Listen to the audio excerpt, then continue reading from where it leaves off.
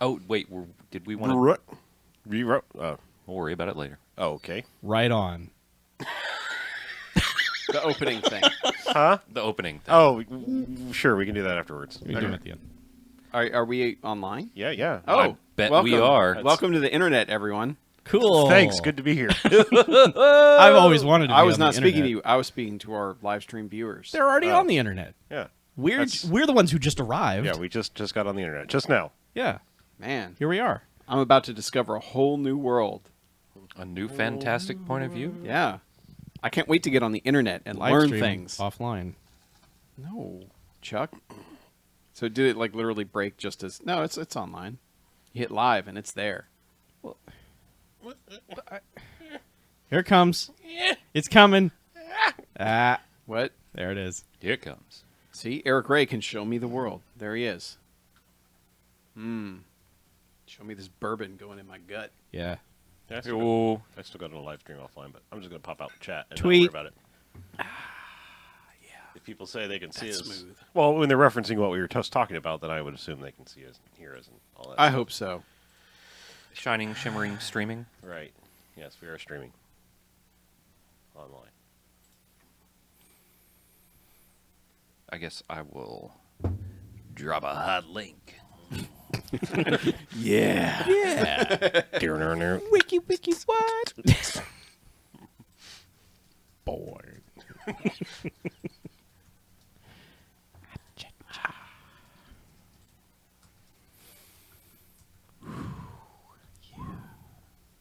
You got a tweet out there? Yes. Oh, it's there. I Oh, there's- tweeted. It's already been retweeted. Yeah. Nice. Drinking a rum and coke over there. Yes. Chuckles. Mostly rum. Mostly. Mostly. It's not mostly Is it rum. is it Coke? Is it Pepsi? What do you mean? It's Is it- like you mix is it other things in cola? there? Isn't it? It's not mostly rum in the It's contents rum of the glass. and Coke and ice. Oh, so you brought Coke? You didn't bring store brand, off brand cola. I got this when we had dinner. This is the you've been, remnants you've been, you've of been my savoring dinner your drink. watered down Yes. dinner drink. Yes, for the alcohol. I mean, I'm doing the same thing. Good.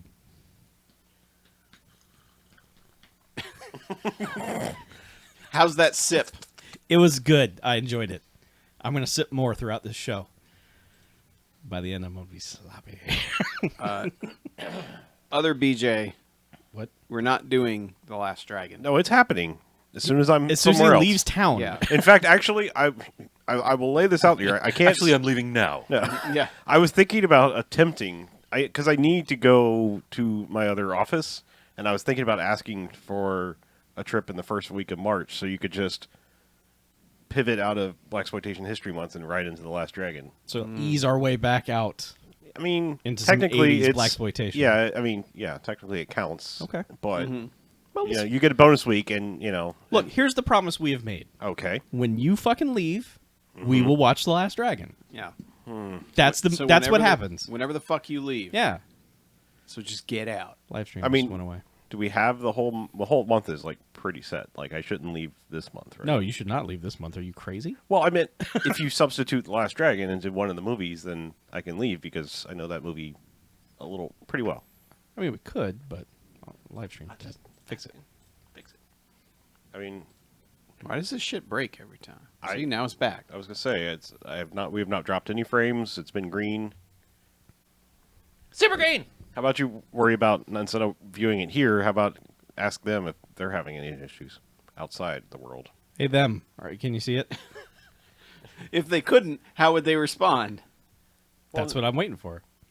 Exactly. If they don't respond. Please respond. Is your image link broken there, Mr. BJ? On the I had to refresh and it came back. It was broken. I think YouTube's fucked. My image Hey. link? Oh, you mean the... your icon.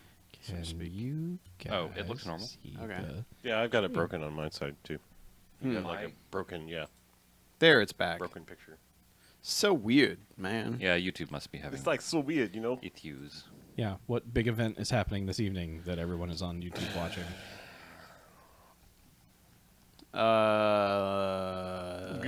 President set his dick on fire. I mean, what? You could only hope. Is there a sporting event? Super Bowl? No. And we're going to get sued. Please call it the big game. Oh, the big game? It's the superb owl. All right, BJ, I will tell you, Last Dragon is not the last great blaxploitation film made. Correct. Action Jackson is the last great blaxploitation movie made. I mean, we're also assuming that no other great ones will ever happen. But I mean, I guess we're talking. Well, yeah, I now guess past. you could say Black Dynamite. Or, I mean, I don't know. I haven't seen Proud Mary, but I've heard mixed things about There's it. also Original Gangstas. Came out in the 90s. Apparently, our live stream is stuttering and freezing. You Okay. can see it. Can you hear us consistently? Right. How do we sound? I mean, everything looks good from this end. Like, green haven't dropped a single frame. Super green all the way across. So it's just that damn internet. I think it's just YouTube being shitty. Let me run like 4 simultaneous speed tests and see if that helps. Okay. That should probably happen. I'm doing it. It should probably happen. I'm trying to think. Does Black Dynamite count because it's a parody? It counts. Thing? It counts, but Undercover Brother does not count. I don't know about your reason. Why does your logic Undercover is, Brother not count? Because it's bright and shiny. Because it's not good. Hey, come on! It's Undercover- not- It doesn't Undercover count Brother as the is- last great blaxploitation film because it wouldn't hang with the others that have come out recently. You weren't supposed to actually run a speed test, Chuck. That doesn't help. Too bad. Wait, did you literally do that? Yeah. The fuck's wrong with you? He has fucking gigabit internet. Speed test isn't gonna do shit. down, but then it tests up, which is not that fast. Undercover Brother is a straight up comedy. Yeah. Like, I think that's part of what it's a comedy and a parody at the same time. So I think that's kind of what disqualifies It's it. more an Austin Powers-y thing. Like, you wouldn't call Yes. Austin Powers the last great Bond film. Well, not since Kingsman exists. And also other Bond movies. Like, they didn't stop making Bond movies. Some say they should have, huh? Am I right? Hey, Subscribe to my blog. Only you would say that, because you'd be like, Octopussy is where it peaked. I would never say Octopussy. is no, where it he would peaks. say View to a Kill. View to a Kill is the best Bond movie, but that's a personal preference. I happen to like all the recent. Don't get me started. License to Kill is fucking rad. It is. License to Kill. Really is good a theme song too. 5-star movie. I was listening to Bond themes the other day. Yeah, whoever started that in the Discord, fuck you, because I went down that rabbit hole. Also, Yes, welcome, brother. Because we got that soundtrack at one point that had all like the Yep. alternate tracks and stuff on it. And I was like, diving back into this. Yep. It's just another way to die, Chuck. I was out at karaoke with a friend Friday night, and Goldfinger come up in the selection process. Oh. Nope. A friend of mine can really sing, and I was like, "Hey, you should pick a song and fucking sing." And she's like, "No." I'm like, "Listen." What was she like? No, No. no. But anyway, she like pointed out an Adele song, and I'm like, "If you're gonna sing an Adele song, you should sing Skyfall Crombo. because it's a Bond theme." And she's like, okay," and it was amazing. Yeah. And I was also extraordinarily drunk, and it was great. It's this. Which that's part was the- great? That All of it. Oh, okay. All of it was great. Yeah. answer, yes. Yes. This is a story that has gone nowhere, but it just Oh, it had a twist ending. I liked it. Also, I was very drunk. right. Dun dun It dun. was so good. Yeah, it crumbled a little bit by the end, but It did crumble. Crumble. Anyhow, if you ever have the chance to have somebody sing Skyfall for you, you should do it. I bet that comes up a lot. Depends on who you are. Yeah.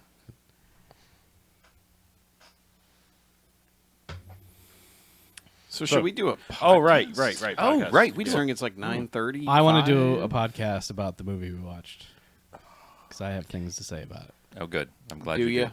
Yep, I should sneak on Do to ya, Chuck? Twitter and retweet that. Bitch. Do you? I do. That's good. That's what we do here. Yeah. Each and every week. Oh.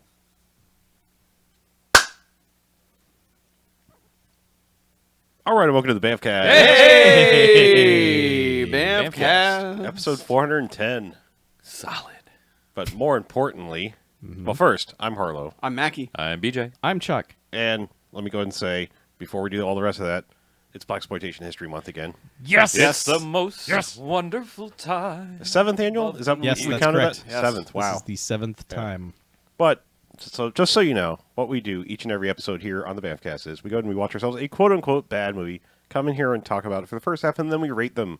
Good bad movies, enjoyable bad movies. I got 1 to 5 jocks and robot jocks. Yeah, Robot John. Here. However, No. there are bad movies, and stay away. They get a negative sliding scale, 1 to 5 bags. This isn't douchebags. Nope, I don't say that anymore. Oh, I just slipped right back into it. Like 2 sips of alcohol, and I'm fucking. This is 10 years ago. Twilight. Douchebag. However, there are bad movies, and stay away. They get a negative sliding scale, 1 to 5 bags, as in the giant bags of trash in which they belong. ugh.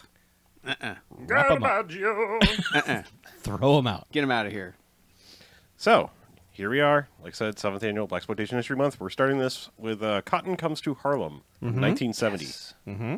Let's read a quick plot summary and talk more about this. Okay. The charismatic black nationalist leader, Reverend Deke O'Malley, is trying to sell the people of Harlem a dream, invest $100 in his company, and live in Africa. But cops, Gravedigger, and Coffin know all about Deke and his fraudulent schemes that take advantage of the poor and the ignorant and can't wait for a chance to expose him. I lost that about 3 words in. And that's because you've had a sip of an alcohol. No. I just that description is janky. I don't think it's that bad. It works. Okay. Yeah. It explains the movie. All right. Yeah. This is based on a book. Books. A book. I'm But sorry. Books. It plays out kind of like that, though. That shit with words in them. Yeah. Yeah. Which they turn into a script, which also has words on it. It's crazy. And then people say the words? Yeah. What? Crazy. Yeah. Man. Now, okay, so first things first. I kind of breezed through that, but as you would look at the poster and, possibly catch from that, there are 2 detectives named Gravedigger Jones and Coffin Ed. What's his last? Johnson. Yes. Gravedigger. Yes. Man. Great fucking names. Those Absolutely. Amazing names. Fantastic names. Hardly ever said in the entire movie. Maybe twice.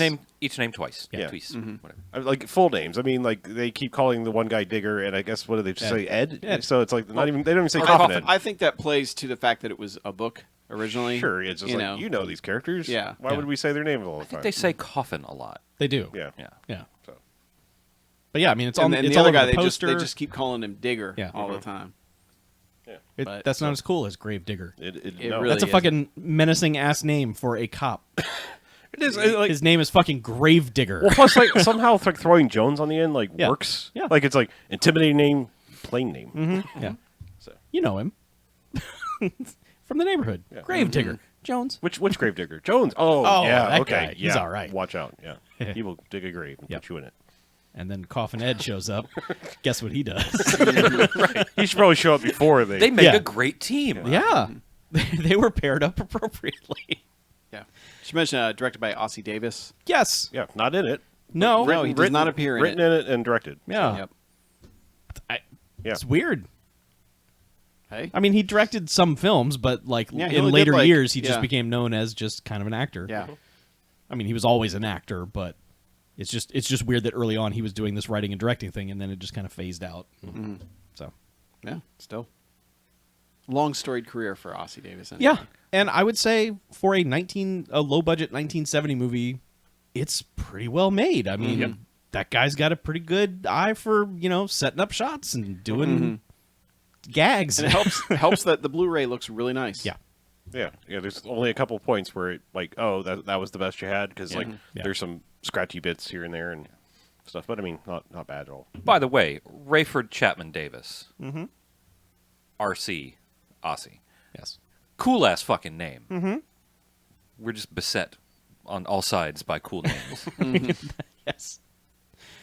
Yeah. So yeah. But this movie just starts with a mini convoy through the streets of New York. It's a Rolls Royce, Yes. Is that Rolls? Yes. The Roll symbol? I couldn't remember. And that or It's got Bentley? the winged winged. yeah, lady on the front. and a painted gold like It's an armored car. truck. Yeah, armored car. Yeah. But it Supposed to kind of be an has like a armored car. mohawk on it. Yeah, Well, Yeah, I it's mean, it's not a mohawk. it's It's the a ship. it's an outline of a ship. yeah. Oh, that's what it is? Yeah. Okay. The Black Beauty. Yeah, Yes. which we learn later. Yeah, because Reverend O'Malley shows up Deke O'Malley. and, I mean, steps out of his roles and is decked out like he's basically decked out like Blackula. I mean, he's got a shiny ass like James Brown robe going on and gets out and everyone's just It's a cape. because I mean you don't know who this is. Like you were just starting this movie and it's like, is this the fucking Beatles? Because the way the people are just like, holy shit, like just going nuts. I thought this was going to be Cotton. Yeah. Because when the car comes to a stop, like it is just immediately swarmed by everyone. They're just like, "Oh my god, it's you!" I mean, it's kind of odd that they give you like this hero-esque reveal in the beginning, and it's like this is kind of your villain throughout the movie, and not the heroes in the movie at all. Like, but the way this car pulls up and everyone goes nuts is like, wow, okay, I guess who is this? What is going on? Right. But yeah, he gets up and Well, he's a hero to these people. yeah, he gets up and now. speechifies a bit about don't you want to go back and aren't you sick of all this white bullshit and everything and like and he says I served time in the white man's jail and I was on my knees and I wasn't praying, I was cleaning his toilets. No, Yeah. no, Deke. And basically says we're all gonna buy your spot we're gonna build a new ark and we're gonna all sail back to Africa and you can join me. Well, yeah. God came to him in a dream and told him to be like Noah. Yes. So If God did can not ignore use Noah, he can use me too. Yes. And I'm here to sell you a $1,000 ticket on the Black $100 Beauty. ticket. what does God need with a large ship? Yeah, $100 ticket. that's right. $100 a piece. And these people are stoked. I mean, Yeah. as that description said, I think that's like a down payment. That's not the total sum. Like he's actually giving them You're it's getting like a stock. yeah, I was gonna say it's like a ticket, but it's also like a piece of the company or whatever that Yeah. he has. I mean, it's almost like a stock certificate. I thought it was just like a ticket. Like each piece of paper was a ticket because it was. Maybe they were saying down payment. I don't know. Either way, people are giving money. But the one guy said Lots of he money. spent $1,000 to get his family on the boat. So Maybe there was But yeah. preferential seating. But yeah, he Perhaps. shows up and First class. I mean, as soon as he gives a speech, everyone's just lining up and handing money, and we're introduced to one of the co-stars of this movie, in Red Fox. Yes. Who shows up and is just like, Uncle Bud. yeah, he's just giving a story of like, I only have $20 in my name. Are you really going to turn me down? All this stuff, and then Deke actually goes over to him and is like, yeah, all right, we'll take care of you. Let him on. Yeah. It's like, thank you, mister. Yeah, and keep in mind at this point we don't know he's the bad guy of the movie. Right, yeah. He's just like this charismatic Yeah. dude who had a sweet fucking As cape. soon as he started selling tickets back to Africa, I Yeah. knew he was the bad guy. I mean, yes. Well, not- yes, but the movie hasn't tipped its hand towards No. that yet. Yeah, Because I we're guess, also yeah. introduced to Gravedigger and Coffin, who are basically just cops, kind of like playing, they're detectives, so they're in normal clothes, but they're kind of working this event. They're keeping an eye on things. Yeah, because And there's a pickpocket who gets a guy, and they're just like, we told you, just anywhere else, not in our precinct. Yeah. And it's a really good shot because like they take the wallet back from this dude and they tap him on the shoulder like, hey, and he's like, is that my wallet? And it's also a barbecue, by the way. yeah, I was gonna say Yeah. it's also like a full catered barbecue. Like there's food everywhere, and It's a street festival. this dude is like two-plating it, and he goes, "Is that my wallet?" And Gravedigger just basically takes the wallet and shoves it in the dude's mouth and turns Places away it, and walking right? around. Just, Like, here you go. yeah, He's like, I got my wall. it's Yeah. really great, and it should be noted that like there is a whole lot of really good just side humor stuff. Like it's not integral to the plot. No. There's some weird bits here and there too, but there's just a lot of weird shit that They take a bunch of little asides, Yeah. like little 45-second asides, Yeah. to just show a humorous slice of life in Harlem. Yeah, everyone has bits of business. Like there will just be little random characters who will get 45 seconds to do a thing, and it's just okay. Or you get something like the guy running the barbecue who gets. Oh Yeah, he's about to get it. Well, Yeah. yes, because But what they do, they stop. There's a kind of like, it's not really Black Panthers, but it's a group of guys who are all in kind of like They're the the Black same Berets. uniform with berets and stuff, and they kind of like seem like they're going to be making a move in on all of this because they don't seem to approve of Deacon Jones, this whole thing at all. They've they're kind of been standing across the street yeah. with their arms crossed, giving them bad just kind of looks. scowling. Yeah. Yeah, and they start coming across, and that's when Coffin and Gravedigger are like, "Hey guys, let's not do this." Yeah. And they straight up like Gravedigger just kind of puts his hands on one guy's shoulder after they've had some words, and he doesn't like push him or anything. He just kind of like puts his hand on his shoulder, and it's like that incites violence. To which He's trying to get it. He's obviously Yeah. trying to the get one him to guy's swing on like, him. yeah. Well, Like, the only thing worse than a white pig cop is a black pig cop. yeah, And that's when Coffin's like, Yeah, well, they definitely get a rise out of him because they straight up pick this one dude up and throw him into the air. Yeah. They both grab him at the same time, turn him sideways, and just huck him up And in the air. it's a fun edit because it's like this guy is just flying through the Yeah, air. yes, Like, you see them kind of grab They fling him. a dummy, and then it Yeah. cuts to dude just in the air like, whoa. Yeah, gravity leaves from Harlem in this moment. And then all the other guys in their uniforms catch him. Yeah. Like then- sideways, you Yeah. know, like Yeah. Like waiting on a fly ball in center field. Like, what? they catch him like it's like a show act, Yeah. you know, like Ta-da! Yeah. Yeah. Yeah, but the two other, that's they're like, all right. But at this time, yeah, van pulls up and backs in violently into the scene, to which dudes jump out with guns and start, they've all got masks on and stuff, so you And can't start- really see who they are. and they start firing at the stage. Like Deke was near the stage but not quite on it, and so like they just miss him by like inches. Well, because some dudes have shown up from the district attorney's office. Oh right, yeah. And they're like, Deke, That- you're coming put with that us. in quotes, Yeah. probably. And man, they get on the stage, and half a second later, these people are about ready to murder the district attorney crowd. They were just like, oh, no, you will not take him. No. Yeah. One lady is super invested in this. Oh, yeah. Like, she is just like tears coming down her face, like, you will not take him. Yeah. No. And before that even has a chance to escalate is when the gunmen pop out. So it's just all chaos. Like Yeah. you know, the DA people are like throwing him off the stage, and he's diving away out of bullets, and random dudes are trying to like, I'm going to be the hero and get shot for their trouble. Yeah. And it's just lots of gunfire and people kind of diving everywhere. And then But these guys grabbed all the money. yeah, they grab like the lock boxes that they had on the table, Yeah. throw it in the van, and then speed off. To which they jump in their gold armored car thing. Yeah, Deke and his Yeah. right-hand Yeah, man. jump into the armored car and chase them, and then Gravedigger and Coffin basically like jump in their car, and like so it's like a three-way car Yeah. chase thing. But they jump over a table to get to their Yes. car. Yep. Which is when the guy at the barbecue yells at Ed. He's like, "Man, don't step on my ribs." He kind of swats and at it's him. really It's a good lot more because- animated Yeah, about it, because but- this whole thing's been going on. Clearly, this guy just kept smoking his ribs. Yeah. He's Oh, yeah, He's he just like, did I not got stop. ribs. I can't take them off the grill. Look. it would ruin the flavor. You can't just turn your attention away from a good rack of ribs. No. And that man had several good racks of ribs going. Yeah. So And he did not want them stepped on. no, No. But yeah, that's then rude. Car chase begins. This is all just set to music. There is zero dialogue in this Yeah. entire car chase. So you've got the car with the Yeah, like the black van. gunman. Yeah. You've got the It's like a hearse. Yeah. Yeah. You've got the gold plated armored truck that you know Deke is in, and then two cops. And just your standard town car, Yeah, your cop Plymouth. car, Yeah. yeah.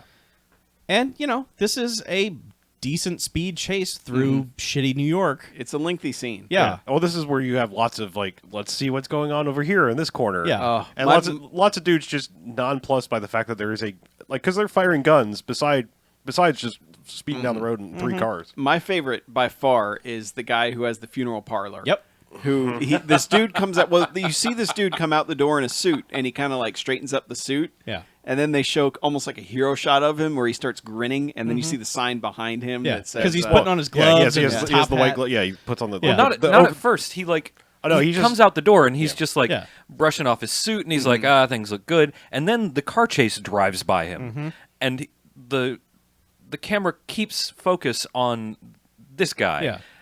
And then he runs back inside and comes back out, Right. and he's got his top hat on, and he's now pulling on gloves. And then it slowly focuses in on the door that says, Undertaker. Funeral. so and so's Yeah, funeral funeral parlor. Yeah, Yeah. funeral parlor. And And he's got this big he's- shit-eating grin. He's like, so stoked. He's just It like, is- fuck yes. It is it's such a great shot. Yep.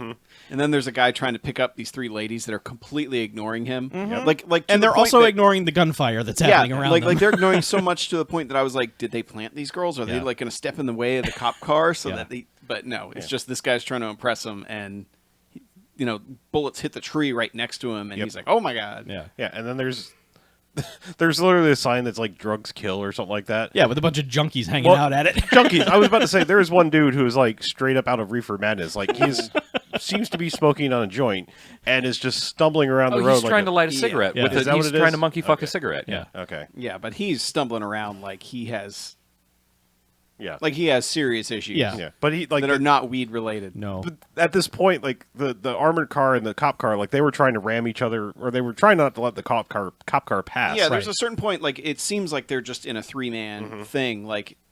But then Yeah. there's a certain point where they keep swerving to prevent the cops from Right. getting around them, and Yeah. that's when they're like, "Oh, I see what's going on." Yeah, but they come around the corner like 2 cars wide, and they basically kind of like dovetail around this dude just barely. I mean, it's good stunts. It's a dangerous It is shot. a dangerous Yes. stunt. Yeah, especially with this dude stumbling as much as he is, Yeah. like for the scene. But And God, so Gravedigger's driving, and he just has this expression on his face, this nonplussed expression on his face the whole time. That's when I knew I loved him. Yeah, because like his partner keeps looking over at him like, "Come on, do the thing," and he is just sitting there with this look, just like, "Man, I ain't even got time for this." It's like Yeah. I have He's like, zero "I'm getting time. there." I will Which, get us there. Granted, you get used to this look by the end of the movie because it's kind of like, Oh, I wouldn't say I got used to it. I enjoyed it every but I mean, single like, time. yeah, you. This is his expression Yes. through like 98% of the movie. this is a dude that has seen lots of shit Yeah. and just doesn't care. He's anymore. like, I just don't even care. yeah, like, this is whatever. just another day. Yeah. So this basically ends where the first truck goes around a corner or whatever, and this bale of cotton falls out of it. Like, that they've been using as cover. Yes. while because they open up Because the it's doors been shot to hell. Yeah, and then eventually it falls out. Yeah, but what happens is they get by a group of bicyclists, Right. and then so the cops have to dodge them, and that's when they run into a fruit cart Yes. and explode watermelons all over themselves. And then you see the other truck and the armored car get away, and Yeah. then they cut back to them with their busted up car. And Coffin is holding a piece of watermelon like, I'm about to eat this. Yep. And Gravedigger. Gravedigger just smacks the shit out of his hand and sends that piece of watermelon flying. It's, Yep. little so touch. great. There's so many little touches Yeah. like that in this movie that just make it just which also a worked treat. because the windshield had gotten shot out Yeah, at one shattered point too. out. So yeah, the just fell right in his lap basically. There were other weird things like I think the same pickpocket dude is trying to like there's this elaborate thing where they've got this guy painting. Oh, holy shit! This guy painting. He's just like it's real weird and like he's trying to paint this lady and It's Pearl from 227. yeah. And he keeps like turning her head back towards the painting because there's a guy like cutting up her dress from behind. Yeah, to- because she's got a wallet stashed in her stocking, but Yeah. it's way up there. But the painter guy is just like he's Chevy Chasing from Caddyshack. He's just like no no no no no no no no no no blah, blah, blah, blah, while he's doing this ridiculous painting thing and trying to keep her attention. But he says no words whatsoever. It's all nonsense sounds. And why anyone would stand there and be like, yes, this is appropriate. I should be a party to this. This really I only bring this up because I mean this scene went on a little too long. Is that dude after he snatches the little purse or whatever? Early riser. Yeah, runs out trying to get away and Well, yeah, gets tagged. she realizes it and starts smacking him Yeah. with her purse. And he runs out in the road and gets tagged by the van, and Right. then again is launched like 20 feet in the air. Yes. Gravity leaves Harlem once again, and he's face down on the concrete, and she's smacking him and taking her purse back and counting the money, and goes on her way. goes on her way. Yeah. but But we this find out this dude causes- is dead. Like, Yeah, it right. killed him. yeah, Absolutely. But dead. it also causes the getaway truck to roll, right. burst into flames, and then explode as the armored truck hits it. Yes. Yep. the yeah. armored truck looks like it drives purposely into it. But What can you do? Yeah. And so that's the end of the car chase, Yes. and the cops are just there, and then it's like cleanup time. You Yeah. know, all the coroners are there, everybody's there, and it's like, what happened exactly? We got how many dead? Yeah. And they're like, damn, Gravedigger. just Just one Coffin. dead. Just one dead. This Yeah. one. No, there was. Well, there's the pickpocket No, dude. no, and they then- say there's only one dead, and it's Yeah. the pickpocket guy. Everyone else okay. got away. Oh, okay. But the cops are also siding with the Reverend or with Deacon because they're just like, it's confusing. yeah, but I mean, like the police chief and stuff. He's like, he's a member, he's a pillar of the community. People are, He's a black leader. yeah, they want to know where what happened to everything, and you need to help him out. And they're like, no, he was the guy. He Yeah. stole all their money. Yeah, our two main characters are onto him immediately. Oh, Yeah. Well, also they kind of figure it out because during the car chase, Deke's armored truck the driver is Yeah. trying to run Yeah. them off the road. Yeah, because they're looking at him, grinning at him, and then trying to ram them off the road. So Yeah. they're like, oh, they're in on this. So, like, the lieutenant and the captain have shown up. And at this point, we're like, how could there possibly be anyone controlling these two cops? Like, there's no one going to be angrier than them. And it's true. These two guys just show up and are just kind of like, well, what do you guys want to do? You get results, so do They- whatever you want. Basically, just sort of Yeah. run that precinct. Their in Harlem. only thing is like Deke is doing good. What do you have a problem with Deke for? And they're just like, because we do. And they're like, alrighty then. Good luck with your investigation. Yeah, well, I We'll mean, see they ya. get more into it where they're like, you guys don't give a shit about anything Yeah. that happens here. We're the only ones who care. Yeah. And we know what's going on. So just leave us alone. Yes. And we won't try to roll any more cars and burst things into flame. Kind of. Yeah, They don't make any promises. No, like I they're mean, just- they don't roll any more cars. that. Yeah, That's true, they don't. This is true. Yeah. Yeah. The other thing, But, though. so yeah, this Maybe leads we'll to see them it again. trying to track down Deke, and they first go to his girlfriend's place, Iris, Yep. which this is one pimpin' apartment. Yes. Also, she's Man. wearing like chainmail lingerie. She's a fine ass lady. Iris Yeah, is. she is. Yes, but I mean, she's wearing chainmail She's lingerie. wearing fucking chainmail. It's not just like a top either. Like she has chains going down her One leg. Yes. It's a whole look. Yeah. But it's fucking chainmail. Yep. Yeah. Yep. And they just come in and they're just like, "Oh man, check out these clothes. Look, you know, They're Deke like, must man, be Deke's doing well. Yeah. Couldn't buy this on a cop's salary, now no." could you? And they're just fucking with everything and trying to get information out of her and She's not talking. no, and the phone rings. Oh, God. And Coffin picks it up, and she screams and throws a drink in his face. he doesn't tolerate that. And and he immediately smacks her, which, And Gravedigger's Like- like, "Hey man." yeah, 1970s movie. Yeah. They get used to that sort of shit. Yeah, but unfortunately. Gravedigger in all of these encounters is always like, "Hey man, chill Yeah. out. We're not going to get anywhere doing that. Yeah. Let's just see what happens." So, They bring in another cop Yeah, to they- watch her so that because they're like, she's not going to tell us anything. Yeah. Because, they almost do the good cop, bad cop thing with her because, Coffin's like, I'm going to beat the shit out of you, Yeah. and Gravedigger's like, hey, man. yeah. And then he tries to talk to her. He's like, listen, he's going down. It's could be 2 hours from now. Could be 2 weeks from now. It's going to happen. And you may as well just help us out here because that'll go a long way. Yeah. And she's like, I don't know nothing. I'm not Yeah. telling you anything. Don't know what you're talking about. Yeah. So they're like, all right, well, this cop here is gonna Yes. keep an eye on you while we go and Yeah. investigate some other leads. They bring in 6'6" Barney Fife in to watch her, and Oh, this guy. this, Yeah. this goofy ass white cop. Yeah. and they're just like, watch her. She's a minx. Yep. Or whatever. And he's like, oh, okay, whatever. And They call her Stone Cold Fox. well, yes. Yeah. And he's just like, "Well, don't worry, guys. I'm on the case." It's just like everyone in this movie is so friendly. It's the cops to each other are strangely friendly and non-confrontational about all this stuff. But yeah, so they just leave him there, and we can they keep cutting back to him and his exploits. I think we can sum all that up in one long Sure. explanation. Eventually, she's like, hey, if you weren't so ugly, we might could do the thing. Yeah, the thing. And He's just like, It's the sex. yeah, Yeah. That. Oh. Oh. Yeah. oh, that's what they were talking about. Oh. Yeah. Man, that changes everything. Yeah. But no, and And, eventually, I needed to she's clue like, you well, guys we in. can put a bag on your head. Right. And he's like, yeah, fine, whatever. Yeah. It's And okay, lady. so she goes and gets a bag out. and she tries to put it on his head, and he's like, the fuck are you doing? Yeah. and then it goes over like starts She's like, cutting I just out want to see holes. if it fit. Yeah. She starts cutting out holes in it, and With then he's these like, comically huge Yeah. fucking To scissors. which he starts freaking. he's like, put the scissors down. And she's like, "What, baby? You got to be able to breathe." Yeah, and eventually she's like, I'm gonna go take a shower. Yeah. Well, no, before that, she questions his masculinity. that's true, yeah. And Yeah. then entices him by starting to strip off the chainmail off of her leg, which she kind of dangles and throws at him, and she's kind of teasing him that way. And then she's like, throws her skirt in his face, and then just strips off the chainmail and is like, "I'm gonna take a shower. Is that all right with you?" And he's just like, whatever. So she takes like a 12-second shower, and then she's like, "I forgot my towel. Can you get my towel? It's right there." So they go through that, and then she goes in the bedroom, and then he starts like, "I'm just gonna peep at her because I saw her naked a lot a minute ago, but I'm Yeah. just gonna sneak another look." And then it just becomes, she's like, "Okay, let's get in bed, let's do this," and he's like, "Yeah, fuck it, let's do this," and just takes off his clothes, turns the light out. She has procured the bag out of nowhere. I don't know where she got it from, but it's just like, "Okay, put it on," and he's like, "Oh, come on, really?" And she's It's like, yeah. no bag, no vag. Yeah. Yeah. God damn it. Well, there's the episode title. You're welcome.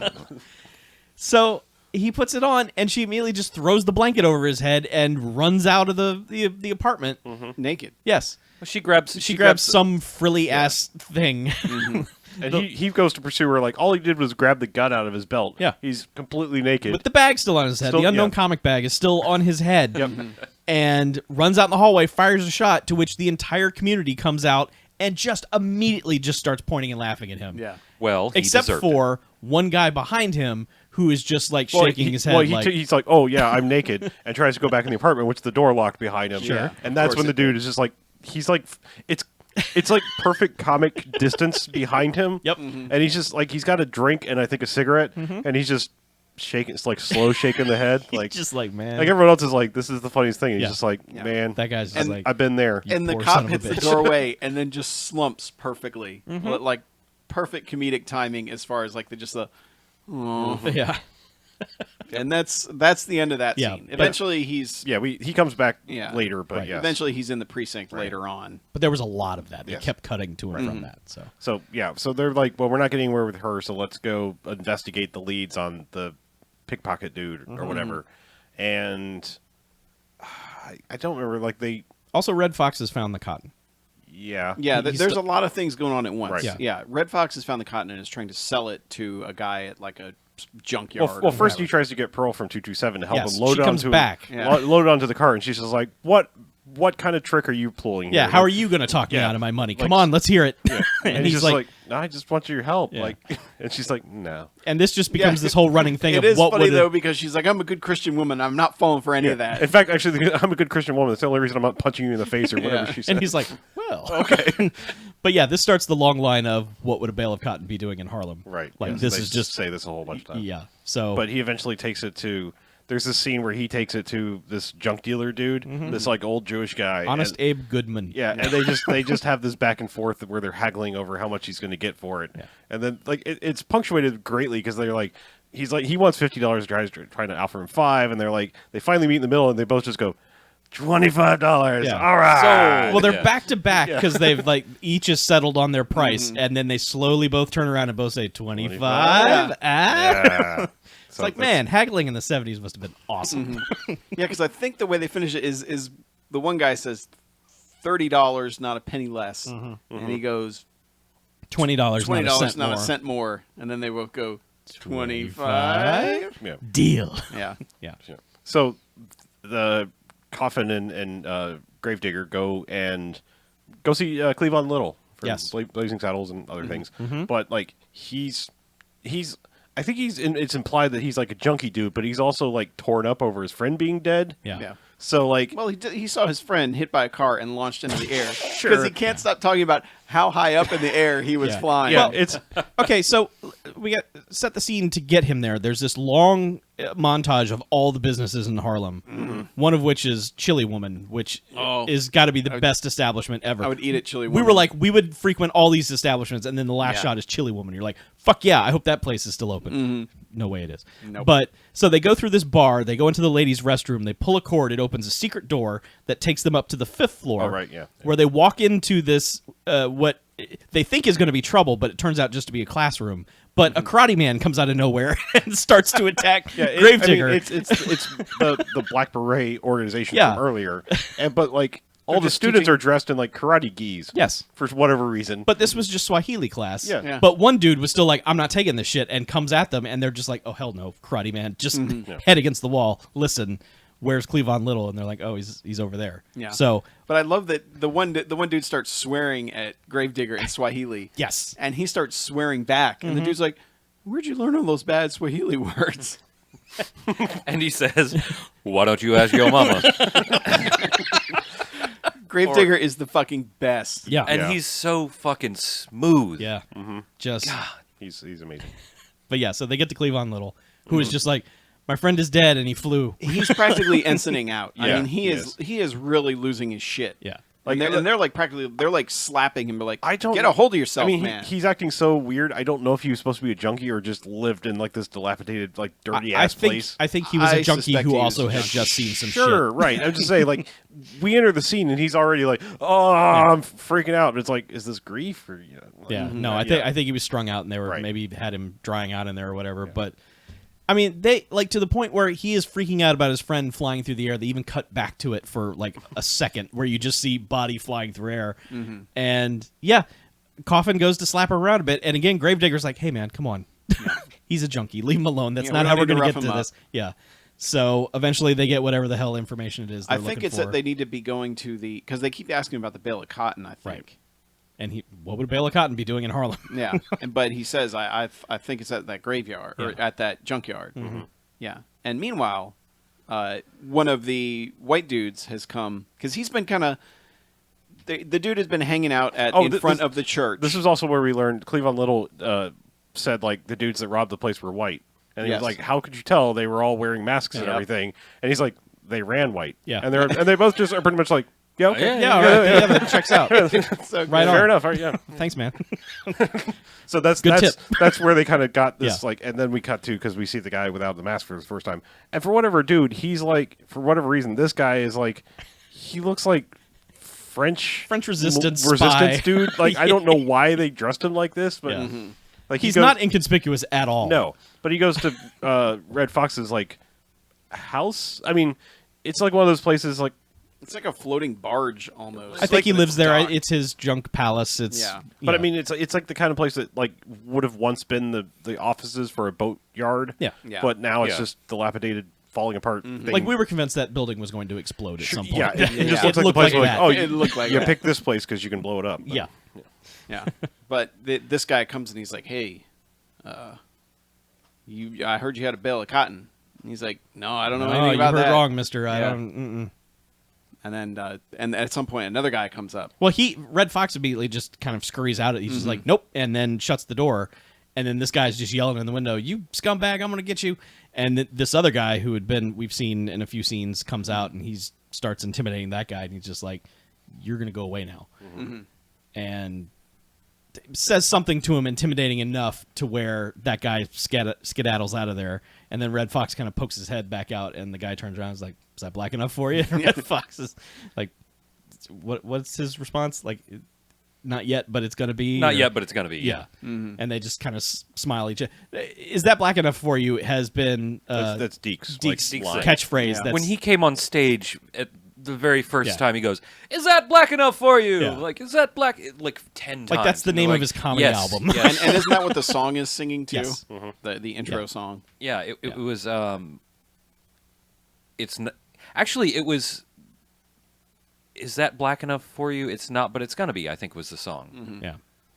So I guess they knew the song. Yeah. Sure, yeah. So that there are several running catchphrases throughout this entire film, and that's also Yeah. one of them. But it never feels forced. It's always just like, I believe they would be saying that right now to to Yeah. each other. Yeah, and keep in mind, Deke has been, the cops are looking for him. He's been hiding out. What's been going on with him is he went to, apparently his getaway driver died in the crash. That was the other guy that died, but they Yeah. didn't know about. But yeah, the getaway driver died in the crash, so he's gone to his wife and is like, "Oh, he was such a great guy." The widow. Yeah, who's widow, wearing- Mabel. Now like, think about it. Okay, so that was the guy they had laid out next to the crash, but then they knew about the cotton then because somebody like picked it up. They were like, "Look Yeah. at this we found here," This and they're isn't like, dime "They're store like, cotton. yeah, they're like, this isn't like processed. This is raw cotton. Yeah. Like, what the hell would this be? Why doing would a here? bale of cotton be Yeah, here? So, and that's yeah. that's what tipped them off. They've been asking everybody since that crash. Yeah. yeah, because they found that. But he goes to Mabel and is like, "Hey, you gotta help me. I'm gonna take care of you. Your husband was a great man." So you see her from the beginning, and it's like, oh, she's wearing a mourning outfit because her husband just died. But then the camera keeps pulling out, and it's like, that's fucking negligee. You're wearing a black negligee. Like, is that your morning lingerie? Well, it's not her afternoon lingerie, Chuck. So these two have this weird sexual tension that both of them seem oblivious to, but like is still there somehow. Oh It's- no, you know. Yeah. That Deke is like, Well, oh, Deke is all sister. about it. Yeah. Yeah. I'm just here to to help mourn Right. and Yeah, to because- help take care of you. And Yeah, now they're maybe really, I should stay here. they're really hammering it home like how big of a scumbag Deke is because we know that he's stolen like $87,000 worth of as The the people's cops money. as the cops put the poor people's money. And it's not just here. Like he's been to other cities. Like Yeah. he went to Chicago and Detroit or something first, and Yeah. now he's here. So it's like, for whatever reason, he was carrying all this money from place to place, and that all got stolen. Yeah. Yeah, but and now he's hitting on the basically this widow. Yeah, because he comes out of the shower and is like, "Oh, my shirt's in the sink. I'm cleaning it. Let me put on one of your husband's robes," and just throws on this. much like him Yeah, and then she's just like, "Let me touch your lips with mine," and then like the second they start making out is when Iris just throws the door open, Yeah, and she's and like, she's "You like, son of a bitch!" "You two-timing mother," and this so lady fight breaks out, and Yeah. he's just like, "Ladies, please, Yeah, because no." the thing is, she goes after her, not him. yes, which is weird. Yeah.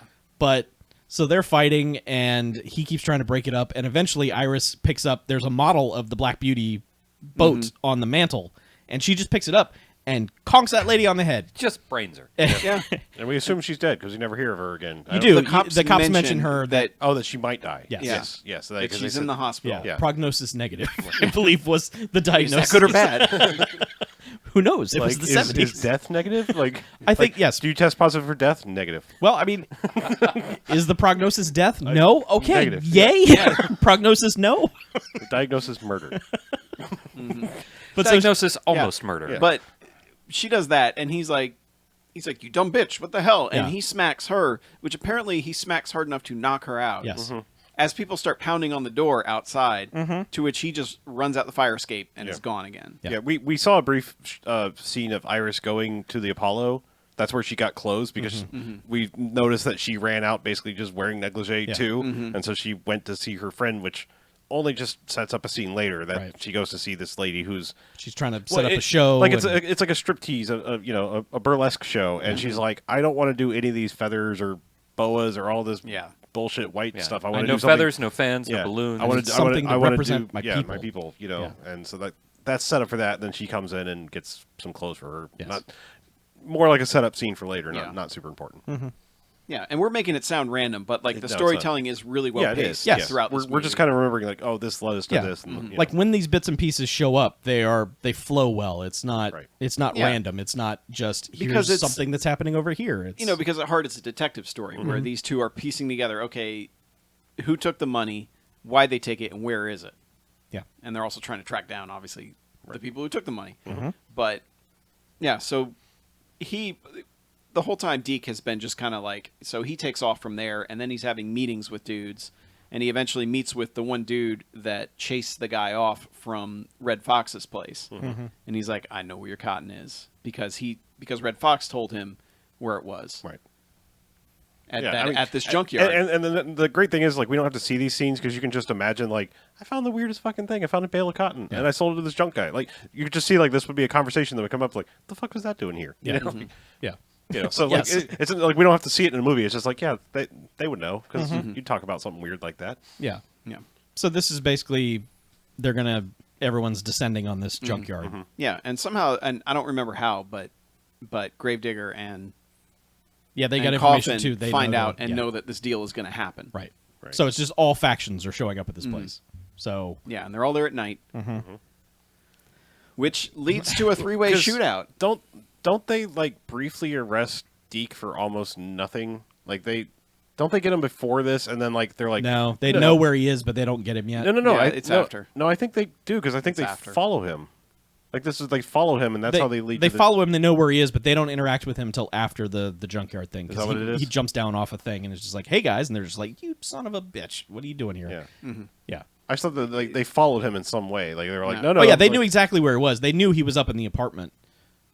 Is that what it was? Yeah, Okay. they're just following him to find out what's going on. Yeah, they, 'cause they they- followed him to the pool Because they were going to hall. arrest him, and he's like, no, like, let the rabbit go and catch the fox and blah Right. blah blah, and like we won't go after the rabbit, wait for the fox, and we'll get everything. Yeah, Right. Yeah, but this leads to this shootout at this junkyard in the dark. which right Featuring before, a flare gun. yeah, but Yeah. like right before it starts, what's the line where he says like the white shit's about to hit the black fan? Yep. The Gravedigger once again. Yeah. So it's a three-way shootout, and like there's flammable shit everywhere, which is good because Gravedigger packs a flare gun, So whenever barrels get shot, he's just like, "Phoom," and then Well, he basically starts everything going bad by shooting a flare gun into the air, and everybody's like, "Oh shit!" yeah, they're like, Because "What?" I think they're all there to steal it. Yes. Steal the bail, and just- like everyone thinks everyone else doesn't know Right. that they're there. I think Digger and Coffin are like, their plan is to just get everybody to shoot each other. Yeah, and 'cause so they don't that's seem why to- they Yeah, because they that's don't why have they enough of them to arrest all those Right. guys. right. Yeah. So that's why they kick it off so Yeah. that Yeah. he Like, shoots "Hey, the flare look." up, and the flare illuminates the whole scene, and everybody can see each other. But they somehow start getting caught in the crossfire because all of their plans go horribly, horribly wrong. Yeah. Always. But man, what doesn't go horribly wrong is one of them shooting a gas barrel in front of two of the masked dudes in the orange jumpsuits from the beginning. To which Gravedigger takes that flare gun and shoots directly at the puddle of gasoline in front of them, Yep. lighting that on fire and blowing shit up. He also and- just straight up shoots a dude. Yeah, with he the shoots flare a gun. dude in the chest with Yes. a flare gun.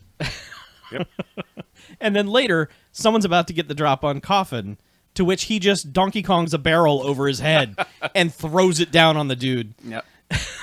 Yep. And he eventually catches Deke. And he's like, "Hey, fancy meeting Yeah. you here, Reverend." And that's when Pierre Francois shows up to. He was going to get the drop on him. That's Jean Valjean. That's when the barrel comes down, and, Yeah. and so he runs off. yeah, Deke gets away. Yeah. Also, Jean Valjean gets away because he almost runs over Gravedigger. Yes. Gravedigger chases him to. Jean Valjean gets in a truck and takes off and almost runs him over. He's able to fire the flare gun at the back of the truck, which ignites it. Yes. And just the shot is the two of them going, "You get your man?"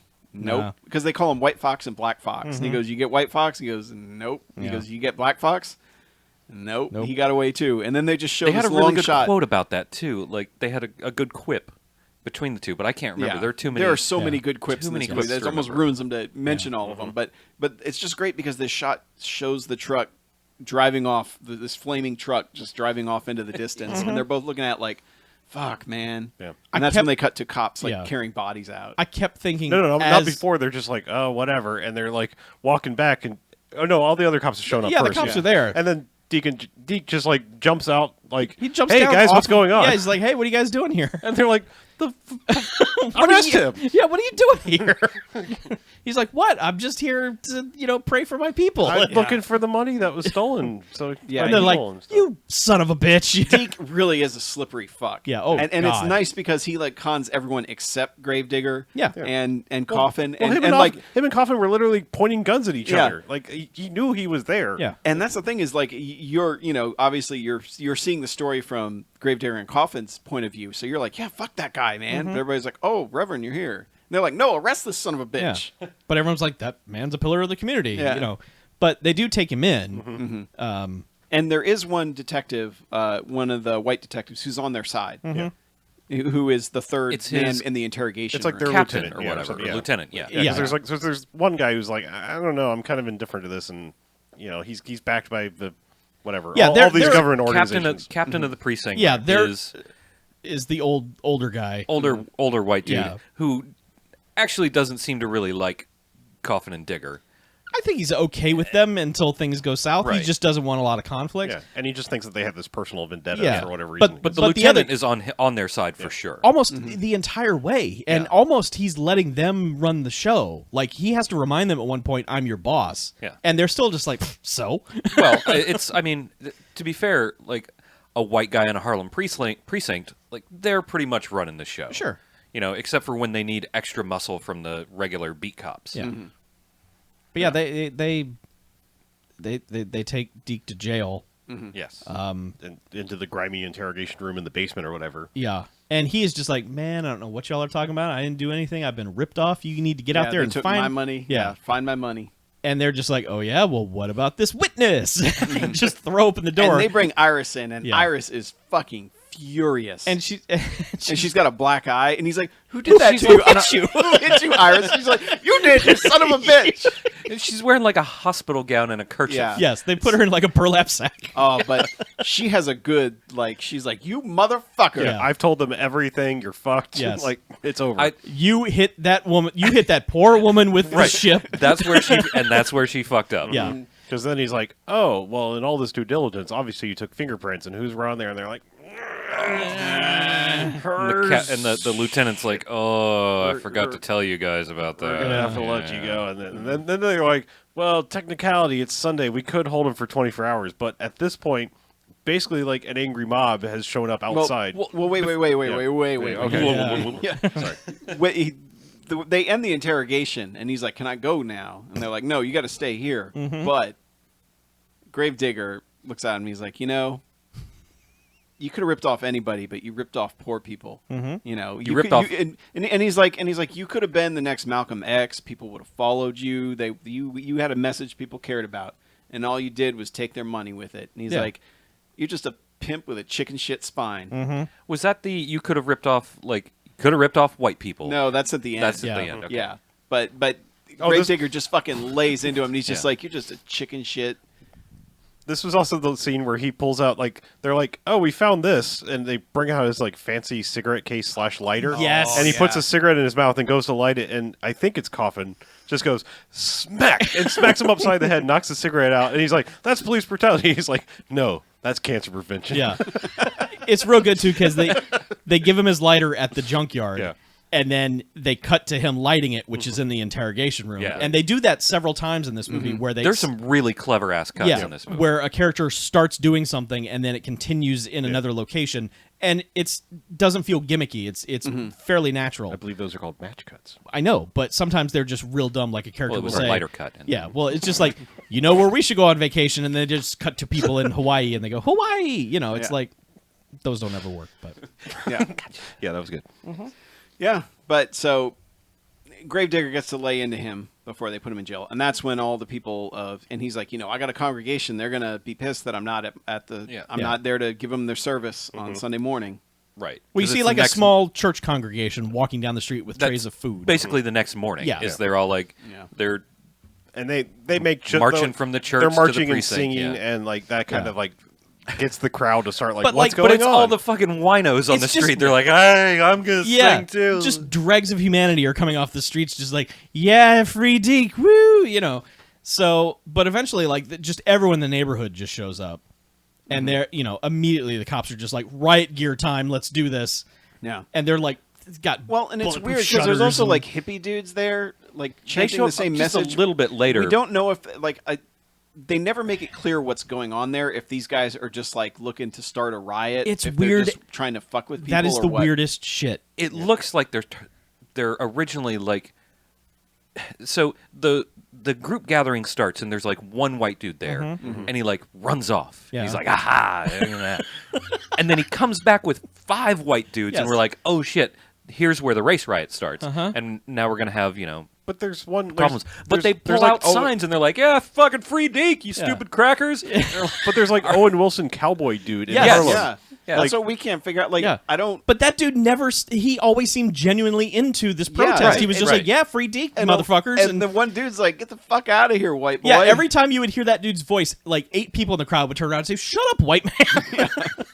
Yeah. But yeah, it's weird because they're actually there for it. Maybe They seem to be. It seems like it might be a side plot. maybe Like they were, But they it's were like spies. when the shit starts to go down, the Black Berets show up and they just grab all of the white dudes and drag them out of there. Like, what is happening? This is the oddest. Now, did the Black Berets beat up the white dudes, or did they just hustle them They out of just there? grabbed them and yoinked them out of there. Maybe they were trying to hustle them out of there for everyone's protection. I don't know. Who knows? It was I don't weird. know. It The seemed, Black I don't Berets know, always but- seem to be up to good. But Cowboy yeah, Man seemed into the protest. Yeah, but eventually, like Gravedigger and Coffin, they like push their way. They were out somewhere Yeah, else, they and were they push doing their their- way through the crowd and come up the steps because like all the cops inside are fucking gearing up. They're grabbing shotguns and they're like, "All right, we need to be ready for an assault on this precinct." And we're like, "Hold the phone, guys." I mean.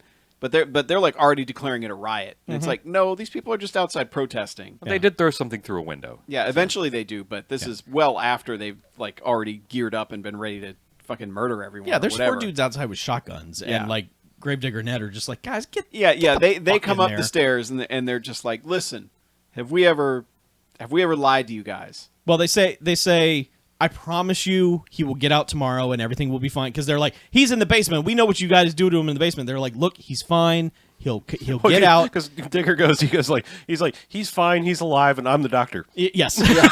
Yeah. And then they go like, we promise we will get the $87,000 back. We may have broken some skulls, but we've never broken a promise. Right. And everyone's like, yes, they have a point. That's exactly right. He did break my skull, but he promised not to do it again. Yep. And this gets the crowd to kind of start dispersing until... Well, it kind of causes a bit of mass chaos until, like, there's been this ongoing comical drama with this chicken cart that's right there in front of the precinct, and one of them just starts grabbing chickens. Like live chicken cart. Yes. Like not a no, thing not, selling not chicken. like not like a food truck, but like a truck full of crates of chickens.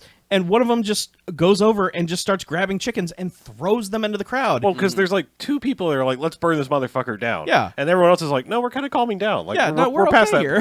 now. And then, Oh, yeah. that's right. They throw the chickens to distract the Yeah. really angry guy. yeah. And then like everyone's like, chickens! And then it's just like, cool, thanks for the chickens, let's go home. And then And they pay the guy for the Coffin chickens. hands him like $6 or whatever. It's like, all right. Like, I mean, you know, somebody starts throwing chickens, you might get distracted. sure. But free chickens. But I mean, like, it's like, I think as weird as like a bale of cotton being in Harlem, like live chicken crates is equally kind of strange.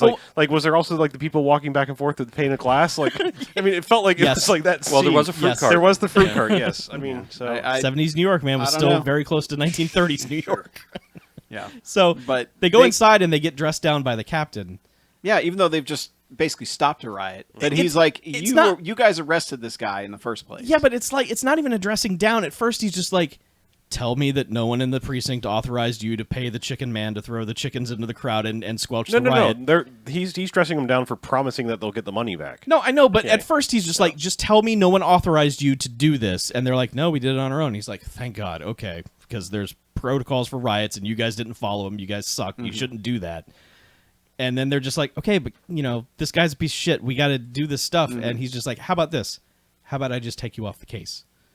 And they're just like, okay, yeah, that's even better. Yeah. That's fantastic. I love it because Coffin is like Gravedigger the whole time has just been kind of like, yeah, whatever, man, it's a job. And Coffin has been like, no, we got to nail this motherfucker to the wall. We need to end this. And Coffin's the first one who's like, okay. Yeah, he pulls out the cigar out of his pocket. He's like, yeah, sure, Yeah, hey. fantastic. But, yeah. Yeah, I'm off the case. I'm done. And I like that when he's doing that, the lieutenant is standing behind the captain. And he's like, oh man, this Yeah. is bad. Like, Yeah. like he's got this look of disapproval. He's like, oh no, we shouldn't do that. This seems worse somehow. Yeah, he keeps looking at the captain like, I can't. What are you doing, man? These guys are all right.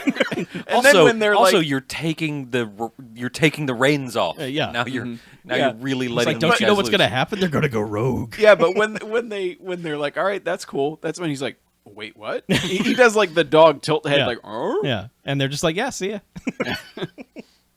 And I was joking, man. They should just end the movie right there. They just walk off, roll credits, and just like, wait, what? Forget about it, Gravedigger. Yeah. It's Harlem. Yeah.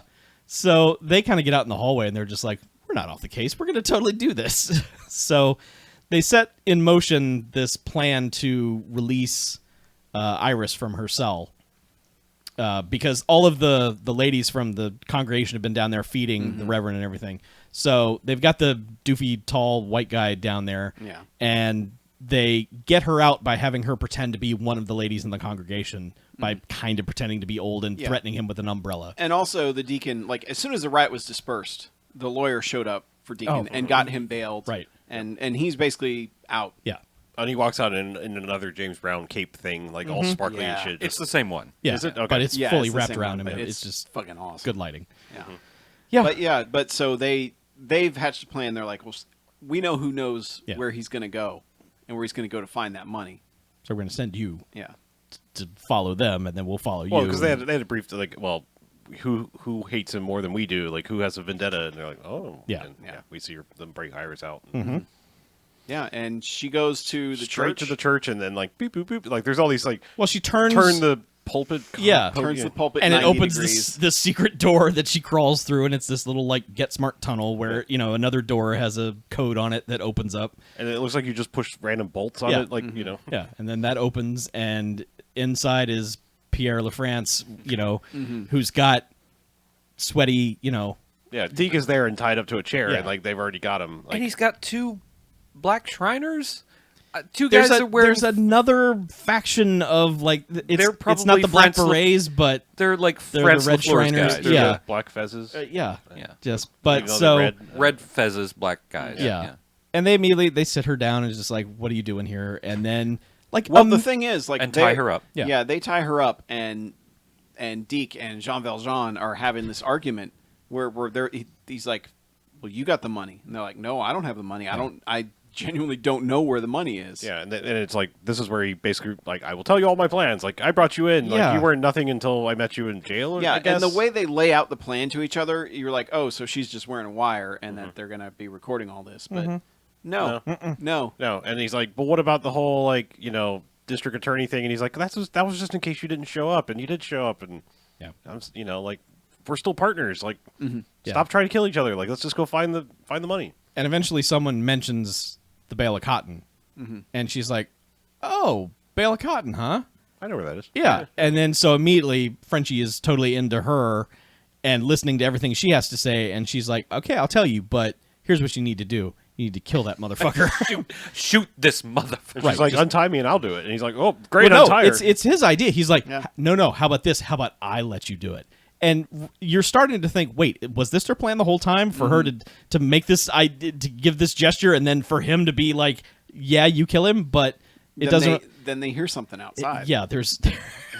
Guess who fucks up the plan again? Yeah, so they hear something. The two Shriner dudes go out to investigate. And Jean Valjean is eventually like, "They haven't come back yet." Yeah.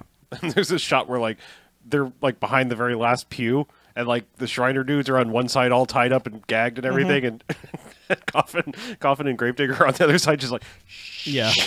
He's coming. And so he comes out, and meanwhile, back in the room, Deke is like, okay, she's taken a bottle and broken it. And she's just like, I'm going to murder you. She's untied Yeah. already. And he's like, okay, fine, but before you murder me, reach into my pocket and pull out the surprise, which you're like, ew. So she starts doing that. He and they- says it's even more ooh. It's pull out that package. yeah, baby. pull out that package, baby. So they cut back out. One of them fires a warning shot, and then he tries to scurry back into the trapdoor area, to which Gravedigger fucking fires his flare gun right at the secret door compartment, which just lights that whole thing on Yeah. fire. So they don't have to worry about opening that door. Yeah, and Yeah, but he is also pissed at Cotton. He's like, "Good job." yeah, Because Cotton fired that shot for no particular reason. But they chase the guys down the hall, and they have to like bust out the well, they panels shoot, of the door. They shoot the door with a Yeah. shotgun twice to be able to get in and hit the button to raise the door. They get in, and it's just Iris sitting there with this giant ass ring on her finger, just admiring it. And they're just like, "Where's the door? Where's the other door? How did they get out?" And she's not saying anything. She's just staring at this ring, and they're just like, "Whatever." Tap wall. Okay, there's the door. While they're doing he's that, just leaning on it. Gravedigger leans Oh, on right, it, and yeah. it does the rotating door thing. That's right. Put the candle back. Yes. He's just like, baby, this way. Yeah. From here, does this cut straight to the Apollo? Yeah, I think so. Because Yeah. it cuts to the bale Yeah. of cotton, which is on stage at the Apollo, and then you see the lady from earlier come out, and she's doing her striptease routine to a song called "Cotton Comes to Harlem." And we'll kick its ass. Yes. If Cotton comes to Harlem, we'll kick its ass. Yep. Yeah. I think they kept saying his. They might have. Yeah. I mean it's Maybe they're Either way. personifying Cotton. Maybe. sure, Yeah. sure. This goes on a while, and if this movie has any flaws, it's that this sequence goes on far too long. It's like, let's show this lady strip at the Apollo, which is really weird because it's followed by a gospel show. Yeah. Yeah. Well, it's show time at the Apollo. I guess it's Yeah. so. This Yeah. goes on. It's an But- extended sequence. but it it's is. at least We see- 4 minutes. It, of- Yeah. I mean, the real inherent flaw, as you said, is the programming lineup of like, Yeah. here's a Right. It's- racially charged striptease Right. followed by three ladies and three kids. Gospel, gospelosity. Yeah. gospel, Gospelodian. gospelodian. Gospelodian. Yes, Yes. I kept thinking it was like Yeah. the we weirdest. didn't get Nickelodeon show. Gospelodian on my But- TV when I was a kid. No, you had We to get do a box. see Iris in the audience wearing a sweet silvery suit. She's wearing some T-Boz get up Yeah. of some sort. And Yeah, it's like It a was- it 90s, was like early she was in 90s hip hop TLC, yeah. outfit. Yeah. yeah, it's great. Yeah. But Deke has come in the back, and we see him, and he kind of walks in, looks at her, and then he looks on the stage, and he sees, oh, there's that big fucking bale of cotton. And so he's kind of sneaks backstage, and he's standing on one side of the stage. He's more mesmerized by the lady once he gets there. Yeah. It's like you think he's still just. It's like no, he's watching her gyrate. Yeah. The stagehands especially are just mesmerized by her, and they are distracted by her because they happen to miss Frenchman who has arrived in blackface for reasons I still don't understand. Yeah. Okay, well, Only to paint the literal worst version of a scenario you could possibly be in when he's undone. I get You that, know? Yeah. Like but it's like, what was his thought in his head? he's a bad crimer, yeah. and he thought that he would blend in by doing this. But he's wearing a fucking 18th century top hat and tails. Sure, he is wearing he Yeah, is he wearing looks- a very racially charged He outfit looks like all around. Yeah, he looks like a blackface ringmaster. Yes. And this is not that type of show. No. It's reminiscent of minstrel show type things. Yeah, It is. It very is clearly very supposed bad. to be. But all he had to do was sneak in backstage, wait for them to put the bale of cotton back in the prop room, and then do what he had to do. He is a bad crimer, Yeah, and he he's does bad at not criming. understand He's- disguise. he's very bad. He also like dressed himself like the French Resistance dude for no particular reason. That's right. I love Because that he's we not keep- French. He's No. not. No. No, he's He's not at all French. got a have a gravelly friend. white voice. He's a very 60-year-old man at this time who was only 30. Yeah. At some point, he grew into that voice because I recognized the voice. He was Yeah, in I like a recognize the million voice, TV too. shows, but not at this age. He wasn't. Yeah. So, but he eventually he meets up with Deke in the back, and Deke no, on stage they unmask him. Yeah, on- he pushes him onto stage, Yeah. and that's when he unmasks him. He's like, It's "Look not at Deke. It's Gravedigger comes out. No, I'm sorry. Deke's- You're right. Deke tosses him out and basically throws him to the crowd. He's like, "Look at this! This guy stole all your money. Yeah. Right, yeah, Look that's at right. the Look at white this. man here. Yeah. Blackface and ass white man. Yeah, because what they do is they rip a mask off of him, like an actual, like some sort of plastic covering that he had on Yeah. his face to just reveal a portion of Well, face I mean, that's not you can't painted. have a Scooby Doo ending if it's just shoe polish on I someone's know. face. But I mean, Yeah. But Deke is just like, look at this motherfucker. Do you see this guy? Of course this guy stole your money. Look at him. And everyone's just like, yeah, throw him out here. We're going to kill him. Yeah, they are about to. And they throw him out there, and they're going to kill him. Yeah, and all the Black Panther-ish guys start beating him down. Yeah. And like, that's when suddenly Gravedigger is on stage with a shotgun and shoots it in the air, and everybody's like, "Oh." they actually go, aw, because Yeah, he's they like, He says, stop- "Let him go." Let him go. Aw. Keep in mind, they're about to watch a gospel show. They've just watched a burlesque show. It's so- about to watch Gospelodian. They were so maybe this in is the why middle. They're going to have a.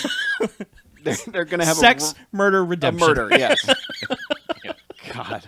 They were going to There you fucking go. murder that guy and then watch Gospelodian, Yeah. 3 ladies and 3 Yeah, children I was come gonna on say stage. they were To going wash to away their sins, Chuck. they were going to need some Jesus Simple. after murdering that man.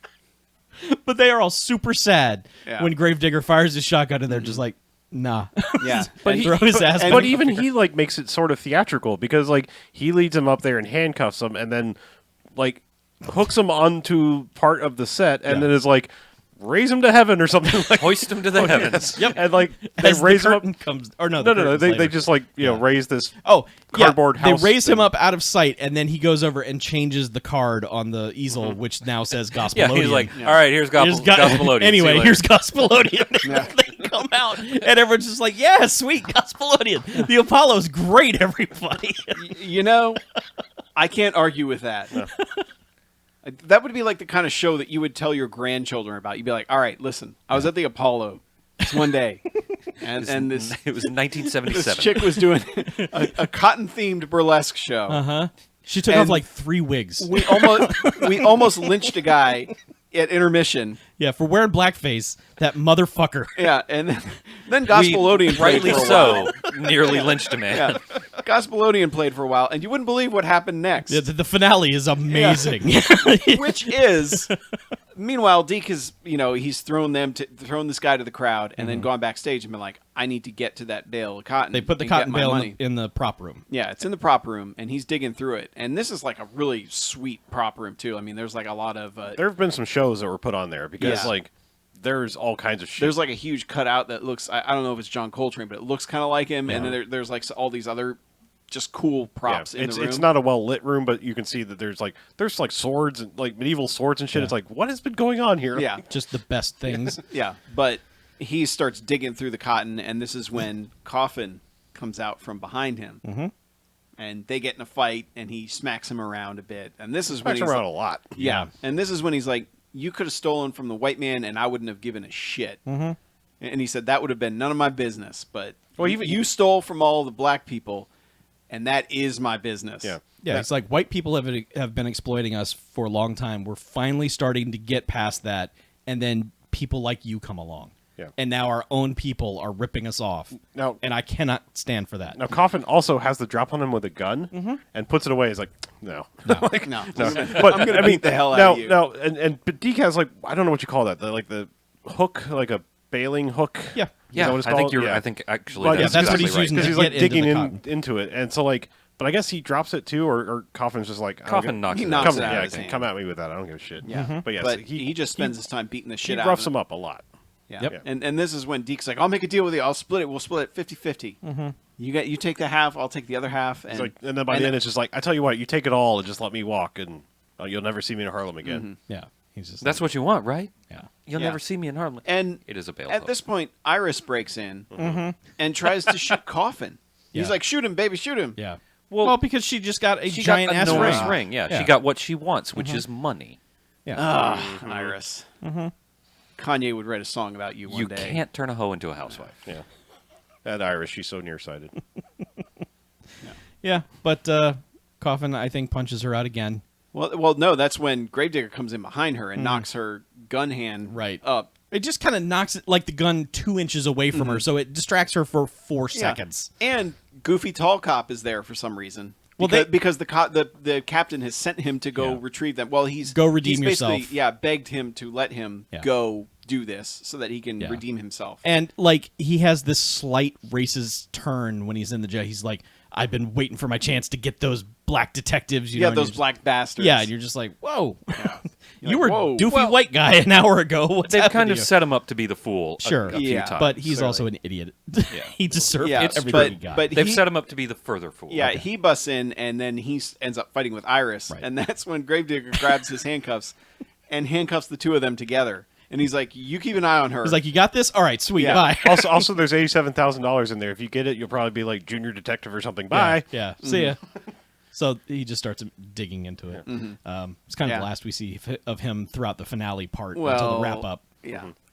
Because Deke, like they've chased him down. They chase him through some of the rooms in the backstage area. Yeah. And he eventually comes to the side of the stage, and then just kind of, he's all beat to hell. Like he's got like Dawn of the Dead zombie makeup practically. Yeah, 'cause they've his- overdone it on. Yeah, he doesn't look right. Yeah, it's not a great makeup job, but he's clearly beat up, and he stumbles on stage. And Yeah, they, man, talk about show must go on, because Gospelodian is not stopping for this No, zombie no. dude walking down they on try to stage. sing through him. He keeps trying to grab their mic, like, "I need the mic," and they're just like, "No." Yeah, and You really eventually- only get one shot on stage at the Apollo. That's So true. Yeah. Otherwise, you get swept off. And eventually he grabs the mic away from one of the children. He's Yes. like, "Give me that mic, he goddammit!" slaps them. He Yeah. slaps the children Twice. Yes, Twice. And the crowd turns on him well, quick. Gravedigger and Ed are at the side of the stage, and they're like, "Let's go get him," and he's like, "No, let him hang himself. Yep. He's gonna do it. You know he's gonna do it." So he's just like, "Everybody, listen, I didn't Yeah. You need to follow me. He starts. Yeah. He tries to recycle their lines. I'd be the next Marcus Garvey. Yeah, I'm Malcolm. Malcolm You X. follow me, and everyone's just getting up and walking. boo out. this Yeah. man, Yeah. boo." Yeah, he's like not even making complete sentences. Yes. The thing is about this scene, one small negative for this movie, the audience has no fucking idea what's going on. They really don't. They just see him beat up, and they just decide, They're "Oh, like, you "Oh, took our money, fuck boo." that guy." Well, They they smack hear- at some children. And Yeah, stuff. he was. Yeah. scary. Yes. He's supposed to be a preacher who's Give me the mic, who's God saying damn the it! goddamn mic. it and Yeah. smacking children and interrupting Gospelodian. Yeah. Yeah. that's true. Ah, Yeah. yes, that is his true sin. Yes. Interrupting That was the big Gospelodian. finale, and I he didn't interrupted. realize. Yeah. Yeah. I shall now atone But for my sins. the best part is like he's like, "No, don't leave, and he like kind of he's on his knees and then he just falls forward. And Gravedigger cuts the cord for the curtain, and so the curtain just comes down whoof, right in front of him. Yep. Pretty good. So then, And then so they're back in the prop room, and the white cop is like, "There's no money in this cotton bale," and the two stagehands come in, and he's just like, "Well, who was in here last? And where are Gravedigger and Ed?" And they're just like, "Man, They're long gone. they left."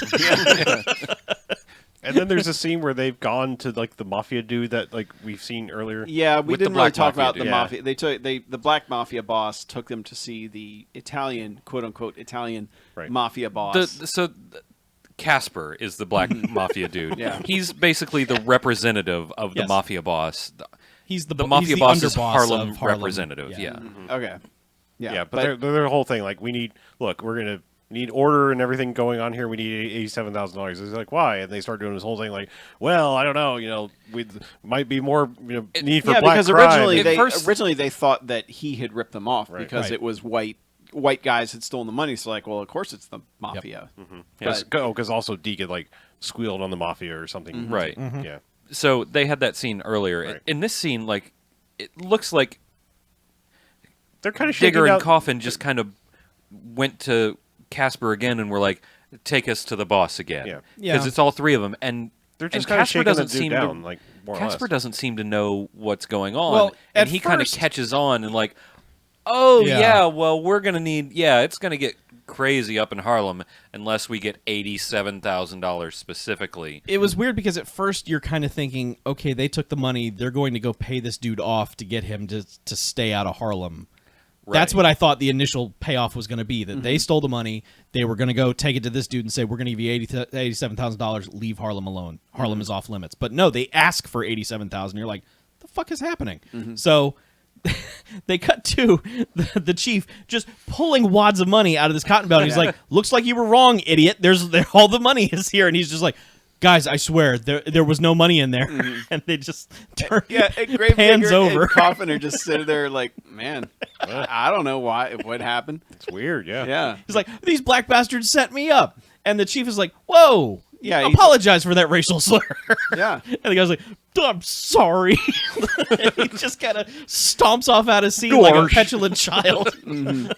And the captain's like, sorry for that guy. He said he's gone through a lot today. Anyway, you guys are awesome. So, Yeah, he said he's had a rough day. And they're like, haven't we all? yeah. Kind of all have, Captain. Yeah. Fuck you very much, Captain. And Yeah. there's a little like sort of ending thing because you're kind of like, well, what actually happened to the money? Uh-huh. And then so they're driving off in their car and they're like, oh, we got a postcard here. Yeah. And it's Red Fox sitting there with like 2 or 3 topless ladies and like he's wearing, 2.5. Yeah, that's right. Yeah. One was not topless. Yeah, There because are 5 breasts. Yeah, and it's a exposed in that postcard. photo. You know, it's like because earlier on, like they had been they said he vanished from his. Well, they from were in little his dock home. his abode, and there was blood everywhere. And they're like, he Right. must be dead. Drag the river. He's got to be in there. Yeah. And they never found him. So at the end, they get this postcard from him where he was like, Yeah.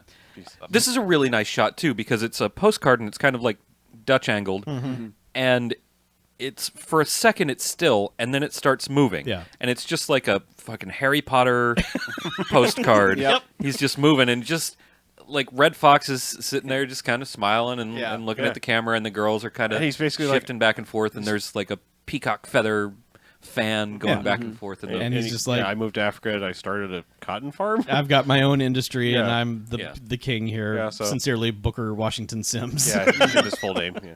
But yeah, that's basically. And they're like, hell yeah. basically that's where the money went. Yeah. It's like he ended up with it when he had the bail. Yeah, So- because he bought the bail back for $30, even Right. though he had sold it for 25. Yeah. Because, man, that Junkyard guy would, like, in the aftermath of the Junkyard shootout, and the cops are questioning him, he's just like, what was this all about? Was this about junk? like I What? could see people stealing junk, but Yeah. killing for it. For Come on. junk? What's happening? What has happened to my New York? Yeah. But yeah, that's the end of the movie. Yeah. Drive away, and there's some funky music and some cool credits. Stargrove. Yeah. Yes. I gotta Yes. gotta give it I to him. suppose so. Yeah. Yes. Yeah. I would say yes. There's a song with the name of the movie. Yes. Yeah. Granted, it doesn't I was entirely gonna- I describe was the gonna say, action, it doesn't really but narrate what's happening. But, But I There's think a couple of songs that are pretty close. But Yeah. adding in the is Is it it black black, enough enough for for you? you? It's gonna be. I would, yes. okay, Yes. fine. you'll I'll say allow it. yes. Okay. So yes, definite Stargrove. Okay. Ensign Award. Does Cleavon Little get there? I think that was drug related more so Yeah. than panicky idiot. It's true. It's Yeah. not like it was. He wasn't panicking at the stakes of the movie. He No. was panicking at his own Yeah. personal thing going on. And he wasn't really freaking out about their presence either. He was just like upset about his friend and also on drugs. also about how high he flew up. Yeah, he was, man, very my obsessed friend was about so that. high. Not as high as me right now, but You know why he was so upset about how high? Because he was low boy. Right. Yes. So yeah. he That was guy- very upset at how yeah, high he high. went because he's a low Right. person. He'll never be that high. Yeah. Low boy. Yeah. So, actual ratings. Yeah. Actual ratings. Yeah. Anyone? Let me lay this on you, brothers. 4 jocks. All right. I love the shit out of this movie. I want a copy on Blu-ray so that I can make people watch it when they come over to the house. Be like, Yeah. welcome to my abodes. Have you seen Cotton Cotton Comes to Harlem? You No. come to my house now. Cotton comes to Harlem. Yes. Right. Now, prepare yourself for an hour and 40 minutes of joy. I wager everyone will say no. I have not Yeah. seen that. And I'm going to improve the world one person at a time. Good for you. All right. Yeah, I have to. great. I have to It's- agree with the 4 jocks. It doesn't quite reach the 5 because there's not like the craziness that we expect. But man, there are some good one-liners. There's like well-placed comedy, dialogue. and the chemistry between Gravedigger and Coffin is really great. Like they're like it's practically your prototype for so many buddy movies that you're gonna see, 15 years from that point, where it's just like, all right, these guys, they don't seem like they should be able to work together, but they do. And yeah, they're great. I love how slimy Deacon is. Oh, he's so good. Oh man. Yeah, he's really great because he kind of like can turn it on when he needs to, and you're like just waiting for him to fuck up, and He he is finally does at the end. He is every like grifter preacher. Like Yeah. I think everybody who's ever played a grifter preacher But slimy has had just, to has he's had to so- study this. Yeah. It's so good. He's so It's- convincing at both angles of it. Yes. Like you could see why people would think he's just this for sure. great guy. If and you need it's hope, why right. it's why Digger is so mad about it, because he's like, you had these people. These people would have followed you anywhere, and what did you do with it? You ripped them off. Yeah. That's what Digger's whole thing is about. He doesn't Yeah. really. He's just so angry that this guy who was going to lift people up is just as much a piece Well, of shit as and everyone who's come before him. And it works with that character so well because he's been so kind of nonchalant about everything that when he finally shows that, yeah, I do give a shit, like he sells the hell out of it. Yeah. Yeah, it's a great movie. Great shots, great little tiny touches. Yeah, Just Yep. really good. Yeah, I'm also going to echo the 4 jocks. This one's kind of weird in like the Shaft sort of way, where it's like, no, this is a kind of a real movie, and I almost feel bad that we covered it. Because like Shaft is a real movie. Like this one's a little jokier. Like, Shaft is actually. This is also I would venture to say this is a real movie. It's got yeah. it's got no. jokes. I mean, but I'm saying it's got a jokier it's tone. jokier than Shaft. I mean, but like you watch Shaft and like you kind of have this like mental image of what Shaft is, and it's like you watch it, it's like, no, this is a fucking hard-boiled movie. Like this is Yeah, a it's real a ass detective movie. movie. Yeah. Yeah. And this is kind of the same thing. It does have that.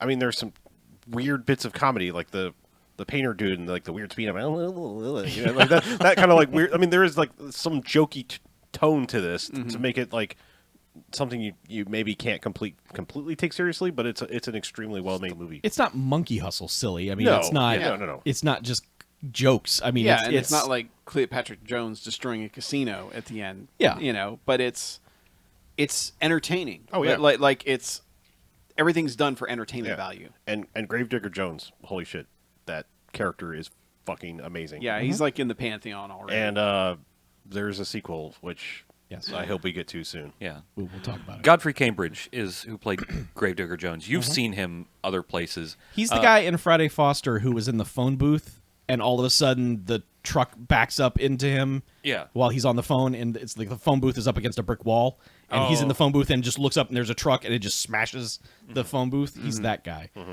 I only know that because I made that video. And it was just, yeah, But you've seen him in some other stuff as well. But I think he died not Yeah, too he died long- in 1976. 76, yeah. Yeah. That's a real goddamn shame because he's got a look that just, man, I would have loved to see him in 35 or 40 other movies. like him and Bill Duke would have been like this great, Oh, God. like just sleepy-eyed guys who don't give a deadpan fuck. dudes. Yeah, Yeah. just But he gives some looks besides just that sleepy-eyed thing. Like Yeah. when he emotes with his face, it's really effective. Yeah. Yeah. I think what works best about him is that it's like the day-to-day I wouldn't say mundane. It feels like it's supposed to be mundane in their world, like the car chase and all that kind of shit. That's where he's just like, yep, another day, another car chase, whatever. And it's like he cares, but it's like it's not for that. Not the stuff that you're supposed to care about in a movie, like, holy shit, we're doing a car chase. Like, well, you're a cop. You've probably done car chase. Like, that's when he's just like, whatever, another day, high-speed pursuit. I'll get you there. But, like, when it's personal, that's when it's like, that I don't give a fuck. Mm-hmm. Face comes off. Mm-hmm. All right, let me lay this rating on you.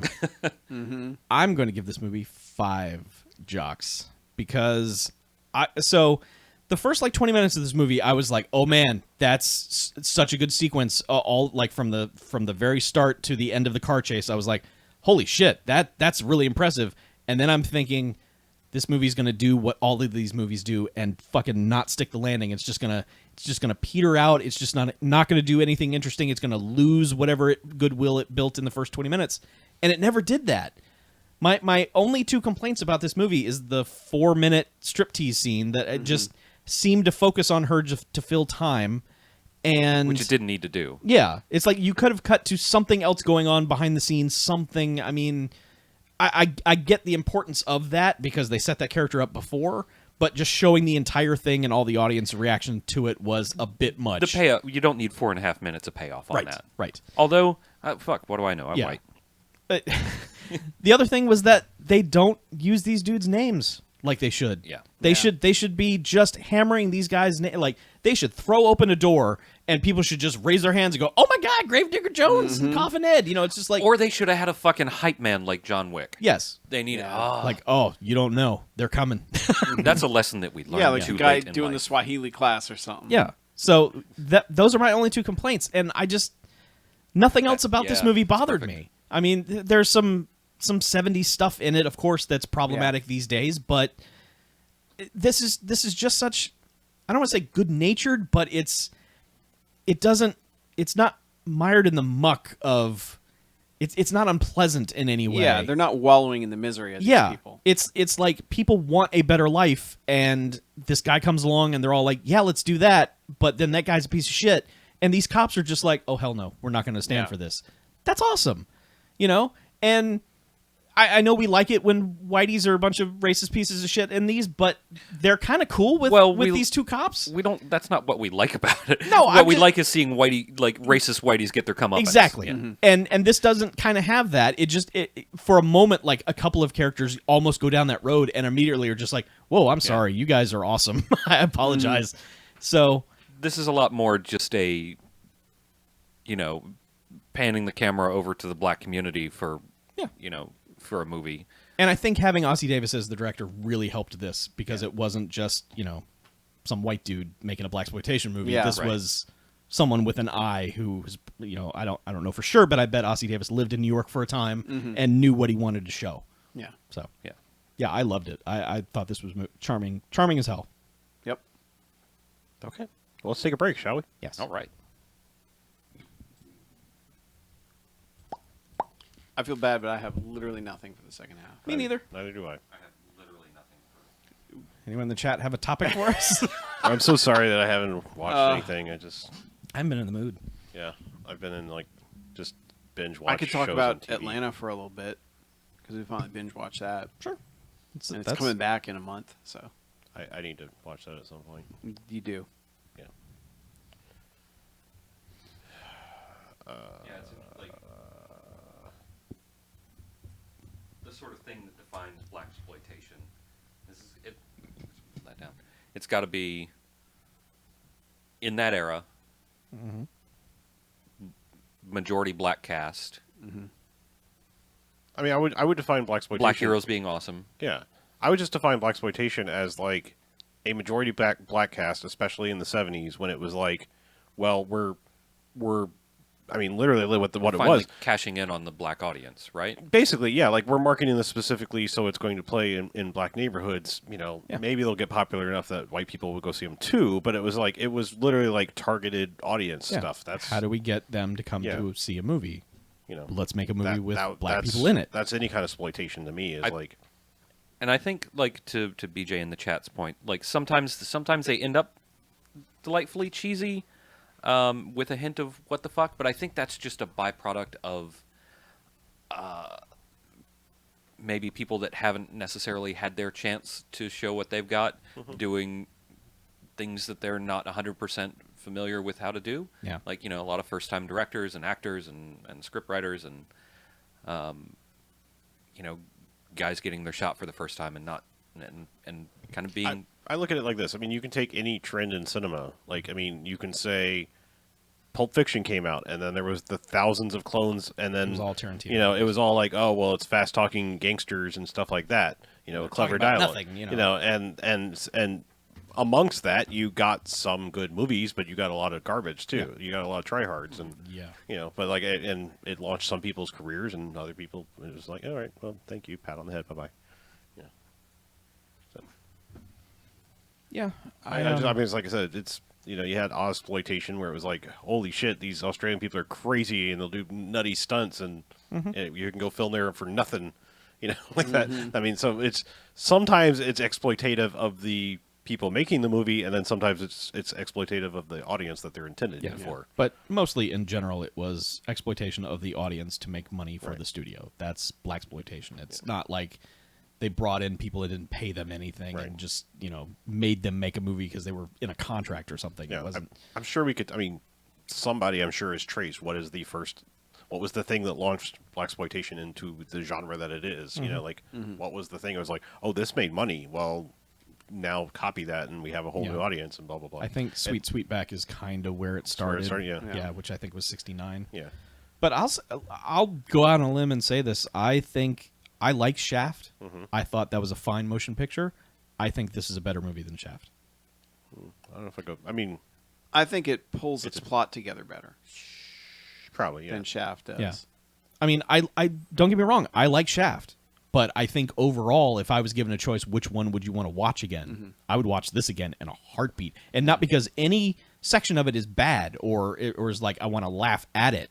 I think this is a better start-to-finish movie in terms of its storytelling. And not that Shaft is in any way bad. I'm not comparing a good movie to a bad movie. I'm just saying, like, I think if you had to compare the two and asked me with a gun to my head which one's better, I would say this one. Well, it feels like a book adaptation where they got everything right. Yeah. It feels like they didn't miss anything that the book needed.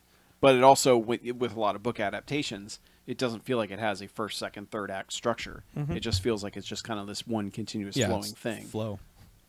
But also, like, 1970, man, like, you weren't... Blaxploitation wasn't a thing necessarily yet, but you get this movie based on a book, and a major studio was just like, yeah, make this. Yeah, black the book only director, came out like 5 years before that, too. So, like, black director, black writer, mostly black cast, about a black issue in the blackest part of New York, and... Just about the blackest part of the country. Yeah, I think that's incredible. Before it was a thing that studios were trying to exploit, they were just like, yeah, do that. I mean, I would love to know the story behind the green lighting of this movie. Yeah, that would be interesting. Yeah, because I've seen a couple of Blaxploitation documentaries, and I don't remember this movie being talked about. So it was. I mean, Shaft was MGM as well, wasn't it? Yeah, yeah. I mean, almost all of these were. Yeah, was MGM just the one like? Well, they had a couple of subsidiary companies, and MGM was like the shell company. I was just wondering if there's like a common producer or something amongst them that was like, yeah, this is a thing, and I'm not going to treat it like something different. It's just it's a different kind of movie, but we're going to make it like we make all our movies, like quality, and not rush something out. I don't know. I'm gonna read this book. Was the other one a book Kindle? too? Yeah, it's on Kindle. I don't think so. No, just movie sequel. Should I buy it on Kindle or should I buy an actual book? You should buy an actual book. Oh, this weird. Depending on you should find cool cover art and see what it looks like, and if it's a cool looking book, you should get it. I know I need to find that book that was in the Chappelle special. He's talked about that before. It's like something. It's the Iceberg. Something. Iceberg Slim. Yeah. Yeah. I can't remember what the name of the book is. It's like it might just be called Pimp. Oh yeah, it's Pimp: A Story of My Life by Iceberg Slim. Yeah, I need to find this book. I saw that on Twitter or something just a couple days ago. Yeah, he reads from it at the end of the second special that he did. But he talked about that in one of the other specials, I think, too. Yeah. But he uses it like as a metaphor for why he left doing his own show. And I was saying it just seems like an interesting read. I need to read at some point in my life, and it's not a very thick book. Problem with the sequel is that it never got past VHS. So The sequel to this. yeah. So I think I would like to at least wait till it's somewhere in decent quality. Watching a That's fair. VHS of this would be a crime. So this is a Coffin Ed Johnson and Gravedigger Jones case, and there are more of them. I think there's another. The sequel Helen, does say it's based on a novel by, so Yeah, but I think Hell in Harlem, or what is Hell it? Up in Harlem. A Rage in Harlem. The Rage in Harlem. Yes, That's the 90s one. yes, but that's also a book by Chester right. Himes. You're so right, they're, yes. yeah. That I think came up in an email. Okay, I'm gonna buy this on Kindle. I'll read it sometime in the before Blaxploitation History Month is finished, and I will let you fine gentlemen know, and the fine gentlemen and ladies in the audience And know. look, BJ's been known to crack some or break some skulls, but never break a promise. No bullshit. Oh, wait, I've broken okay. like a billion promises. In my Fine, life. all right. There was also Actually- there was the year of game, and Yeah. all right, Okay. That fine. wasn't a promise. That was an BJ's attempt. more known for breaking promises than he is for breaking skulls. That's right. In a really weird coincidence, A Rage in Harlem is directed by Bill Duke. Weird. All right. Well, That is really strange. Yeah. That I had to remind myself. that one's based Bill on a Duke book was. called For Love of Immabel. Oh, that sounds like an action barn Neat. burner. Which one? Rage in Harlem. I can see why they named it Rage in Harlem. Because For Love of Immabel isn't a Wait, great really? movie title.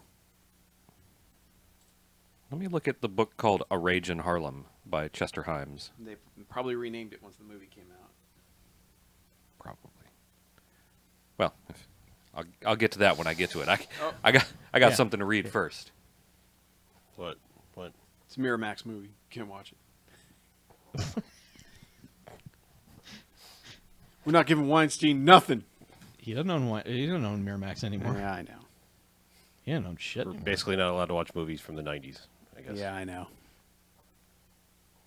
It's also 2 hours and more of a drama than anything. So Yeah, I know. It'd be something we would probably watch on our own. I don't know how I never knew that Sister Act 2 Back in the Habit was directed by Bill Duke. Yeah, that was a weird. Really? He was Yeah. kind of gun for hire at a couple points where it was just like Hey, Whoopi, over here. turn around, Well, yeah, I mean, honestly, action. it feels like they were like, hey, the cast is mostly black. Let's call Bill Duke, you know, because fucking studios are shitty that way. They are. What was that other book called?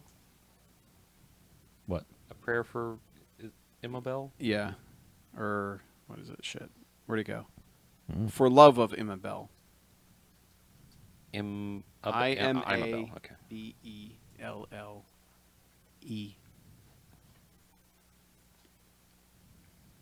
So what are we going to do for a second and a half? He's going to talk about Atlanta. All right. Keep the black history going. Okay. Because, yeah, I've been watching one of the whitest shows on Earth. Okay, the book was originally it's not published really- in a paperback original under the title of For Love of Immabel. Okay. I was watching the whitest show on Earth, and then I backtracked to watch the predecessor show, which is slightly, well, it's still white, but not quite as white. West Wing? No, I was watching Frasier, and I was like, you know what? I've never seen all of Cheers, so I'm going to slowly Jesus. watch all of Cheers. God. That's... all Wow. right. I'm in season 3. All right. I don't remember how many seasons there are. By now, Cheers? on Kindle Yeah. with one 10? click. Okay, well, I'll get there. I'm not in any timeline. It's just what I've been watching. Yeah, man. Okay, I'm not going man. to talk about it. It's okay, man. I made it through like one season of Frasier, and I was like, "What am I doing? I've never seen all of Cheers. Let's just watch that instead." And it's really weird because, like, after watching one season of Frasier, which is on Netflix in standard definition, Cheers is in HD. Weird. So it's like you go to this, at least 10-year, almost probably closer to 15-year-older show from Yeah. the beginning, and So it's like, and it looks fucking crystal clear. Did like, they crop it, or did no, they give you a 4:3 in HD? No, it's 4:3 in HD. Okay. They just didn't know what to do with I those tossed believe. salads and Shit, scrambled eggs. now I don't know. Maybe it's.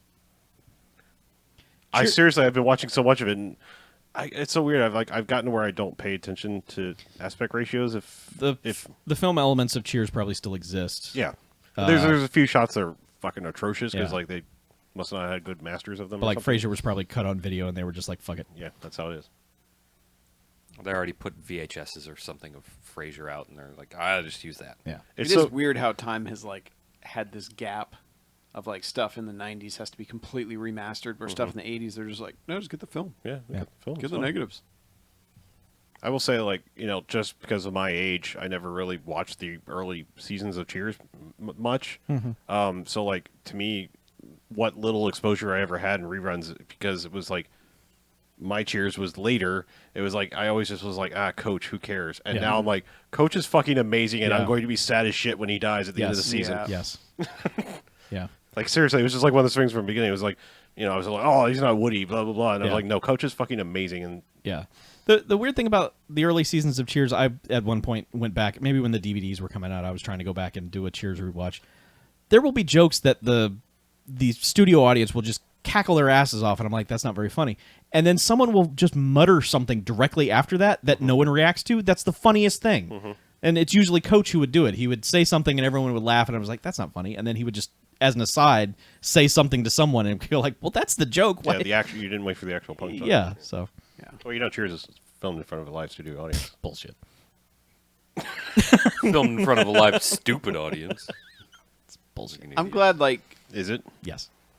I'm glad, like, most of the comedies I've gotten into have gotten away from that completely. Now they're like so many single camera shows exist now where they're just like, we don't need to tell you where to laugh. Unless we're like Big Bang Theory, which is like, they're not jokes, they're references, and You must laugh. Why do you Yeah. say it's bullshit? Because, I mean, the whole thing is set up like the kind of studio where you would have an audience there. I know.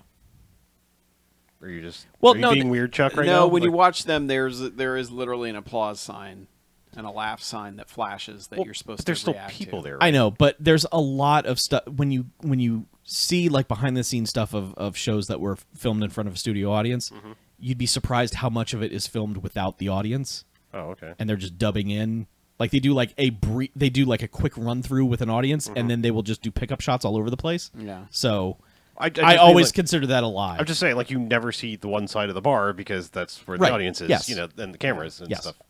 Also, I love that, like, there's like literally big spotlights over the bar. Yes. Like the things you wouldn't like, what they would hide in modern day. They're just like, no, this is part of the bar. There's lights there. Yeah. Also, in the first like few episodes, like I don't know, Ted Danson is one of those people. Like, did Cheers just make him famous, or did he do anything before that? Like they were really just like plucked him out and said, "You're the star of Cheers." They were just Scouting, getting people because like, dude was sweaty as fuck for like the first 5 episodes, and at HD, it's like, like either he just like finally got over his nervousness, or they were like makeup like every 3 seconds because. It Like was the his first big 5 break, episodes for in sure. HD are like, holy shit, he is sweaty as fuck. yeah. So anyway, that's my Cheers talk. It's not relevant to anything that needs to be Pretty good. anywhere. Is this our whole second half? I'll just edit that stuff in. It could be. Speaking of Ted Danson, I've watched. I don't know if I mentioned I watched a bunch of the Good Place. Yeah, that's really good. That's Yeah. a great show. I'm really I enjoying. need to watch this season. I haven't. Is I haven't that watched this season where are in a you while. watching it? Hulu? God, it was fucking convoluted as shit. Because Netflix has the first season. Hulu had like episodes 7, 8, 9 of the second season, and I had to go through 9 different NBC website layers of abstraction to find the first like 6 episodes. So I think 6 episodes into the second season, and I have to go track down the other episodes of the second season. I don't even know where they are in actual production, but That's it. I mean, they're in the second season right now. Okay. Yeah. Yeah. That's Hulu's bullshit of like certain shows where it's like, no, we'll give you like the last 5 episodes. Anything other than Yeah. that, you're fucked. yeah, I couldn't watch the first 3 or 4 episodes of the first season, and those are kind of integral to that second season. So, yeah, you have to track it down, but yeah, Okay. it's good. It's worth it so far. The live stream chat is telling me Ted Danson was in Creep Show before Cheers. That's true. Yeah, same Oh, year. okay. Was it? Yeah, ED2. They both. I bet they started. would have been filming Creep Show Yeah. before that. So, anyways, Yeah. just like I said, it was kind of that Burt Reynolds thing where I was like, Why is he famous? yeah, like where did you start? Yeah. Like, did you just one day like where was the break for Yeah. Burt Reynolds? All of a sudden, it was just like you're a big star now. But I mean, you have to understand, television shows, especially in the 70s and 80s, they were not getting big stars to do shit. It was No. just like, who can we get? Who's cheap and looks Yeah. right for this Well, part? Television made people stars, and then that's when they moved Yeah. to movies, and they never went back. Right. Whereas it's changed so much now, where it's like, that show sounds pretty good. I'll do that. Whereas if like it was like, if you went back to TV, you were never going back to movies again.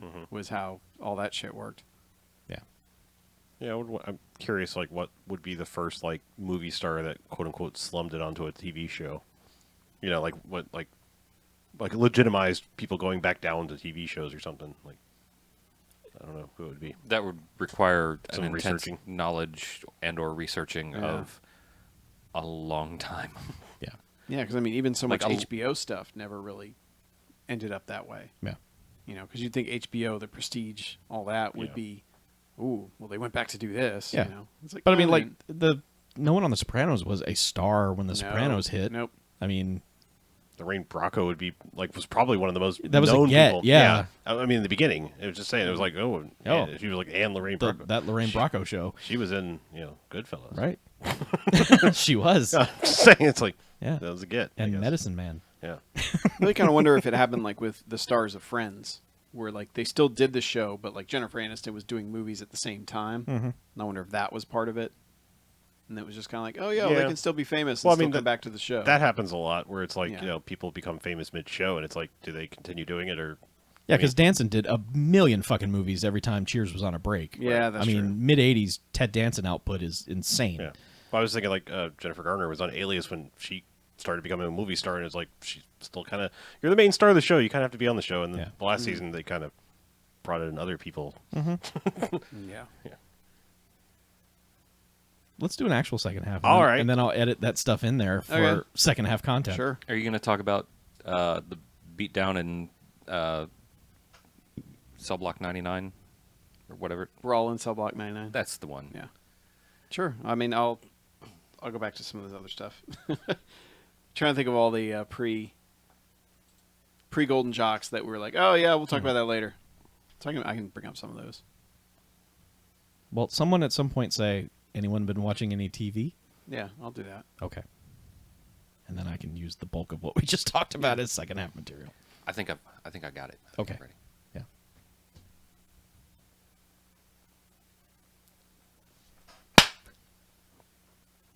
All right, and welcome back. Hey, Hey! second half. Second half. Number All right. 2. So I know that not many of us have been watching movies. Has anybody been watching any TV? Maybe. I've been watching Atlanta. Yes. Yeah, my wife and I were getting rid of a DirecTV.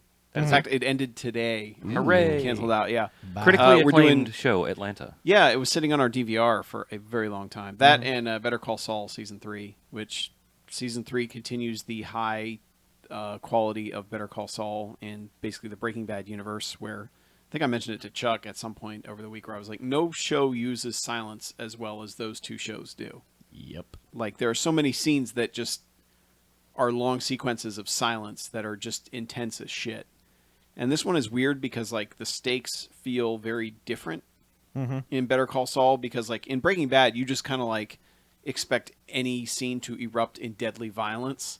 In this one you don't necessarily, but you also know the stakes for characters, and there's just this one scene where there's a character who's practicing something and they show him doing it over and over and over and over. And then when it's time to actually do it for real, when there's like real stakes and real danger to doing it, like it's masterful Yeah. filmmaking. That entire sequence is so fucking good. And it's like one of the most intense things I've watched in so long. And I like, even my wife was like, I don't think I can handle this. They need to like finish this scene because I cannot handle watching this. Yeah. Yeah. So that like that whole universe is great. I still am very curious about how they get where they're going to go, since Better Call Saul is obviously a prequel. But it has really, I'm shocked at how they haven't fucked anything up. Even in bringing in characters that were like, that are like, oh yeah, that guy's in Breaking Bad, and that guy too, like that you won't see if you're going down the timeline of the show. You won't see them until a very long time from now. Yeah. So I'm also very curious to people who are basically waiting until, okay, Better Call Saul's over. I'm just going to watch everything from the beginning because I haven't watched any of it otherwise. I'm Yeah. very curious how that'll play out. What kind of experience is that going to be? Yeah. What, 'Cause- would you watch it in yeah. show chronology? Like you'd watch Better Better Call Saul and then Yeah. Breaking Bad, because like Saul doesn't show up until I think it's season 2 of Breaking Bad, like near the end of that season. Yeah. So I wonder if people watching Better Call Saul are gonna be like, when does he show up? Yeah. But yeah, that show continues to be fantastic. Like basically setting the bar for how good shows are and how well they tie in continuity and just don't leave anything dangling. And pretty much if you have a question about something, like when we're watching, I was like, well, why is Mike doing that? What's with the sneakers? And then by the end of the episode, you're like, okay. Yeah. They'll But focus on something that you think is just like, so? Yeah. And then you go, oh, all right, yeah, that makes sense. And they never over-explain anything. They always let you figure it out as the scene plays out. Yeah. Usually in silence without dialogue. But I really just need to go back. I need to watch these and just. I've tried Breaking Bad several times, and I don't know why it doesn't grab me. I can't explain it. The first season isn't as good Okay. as subsequent seasons. It's but not a phenomenon like it becomes. man, It's just kind of a season little 4 show. has to be one of the best seasons I've ever watched of Okay. anything. It's so fucking good. Well, they're both in But I mean, the 4K whole show- and HDR on Netflix, so it's kind of an excuse to watch them. Yeah. Yeah. I mean, it really, they're all great. You know, they deserve the reputation they have. Atlanta does as well. It's, Donald Glover getting to kind of take, it feels almost like he took a lot of what he learned doing Community and was like, here's how I'm going to do my own show. But it's almost Seinfeldish in that each episode is like, all right, here's this one scene from these people's lives. And one entire episode is his buddy Paperboy, who's kind of like a guy or rapper who people have heard his one single and they know that, and he's trying to like make a rep for himself, and he's doing like an appearance at a club, and the entire episode is basically they're at the club and Donald Glover is trying to track down, like trying to basically get paid by the club owner who keeps skipping out on him, and the rest is just Paperboy trying to pick up chicks at this club, in his little VIP area. But there's a football player who's way more famous than him that's there also, so he's basically got punked, the whole night. But I mean, that's what like episodes are. They're like this little chunk of, okay, here's this one thing, and we're just going to deal with that. And there's one that just like near the end of the season that just comes out of the blue that is like, something you would have seen in Community season 3, where it's just like, what are you doing? Holy shit. And Okay. I mean, it's great, but it's also like, what are you doing? But that show is well worth watching, and it's one of those where it's only half-hour shows, so it, watching it goes so quick. And there's only 10 episodes, but I'm glad it's coming back, and it's a very real feeling show.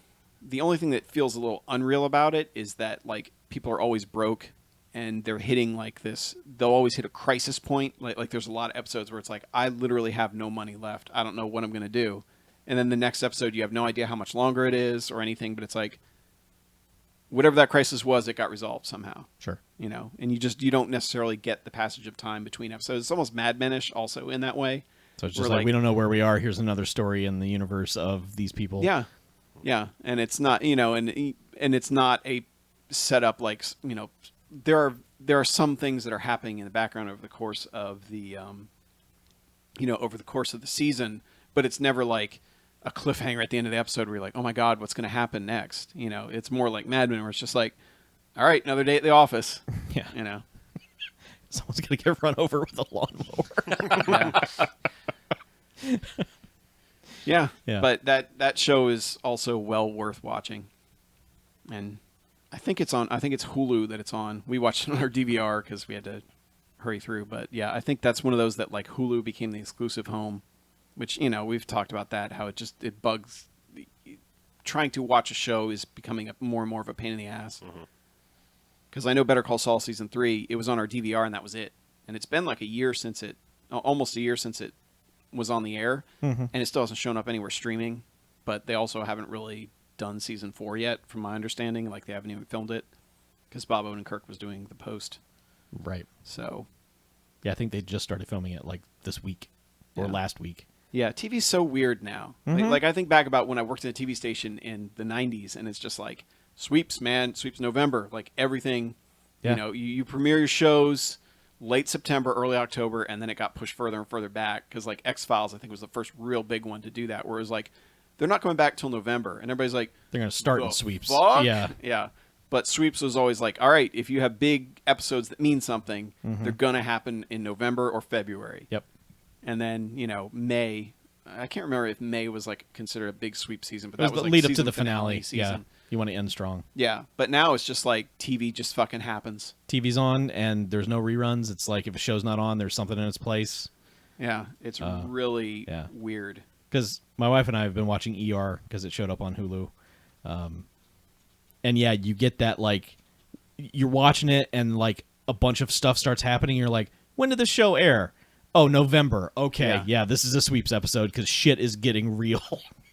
It's not just normal day-to-day operations like helicopters are crashing onto the hospital. So I could just see the TV guide ad of just like, tonight on ER. Yeah, was the explosion. Tarantino episode a season finale? No, it was just a random-ass first-season episode. Really? So it was probably like in February or something? Yeah. Yeah. Wait, the Tarantino thing, ER, is that what you're talking about? That was the first season? Yeah, he it directed was a the very first-season first episode of ER. Oh, shit. Yeah. I don't know why. I thought that was later. Okay.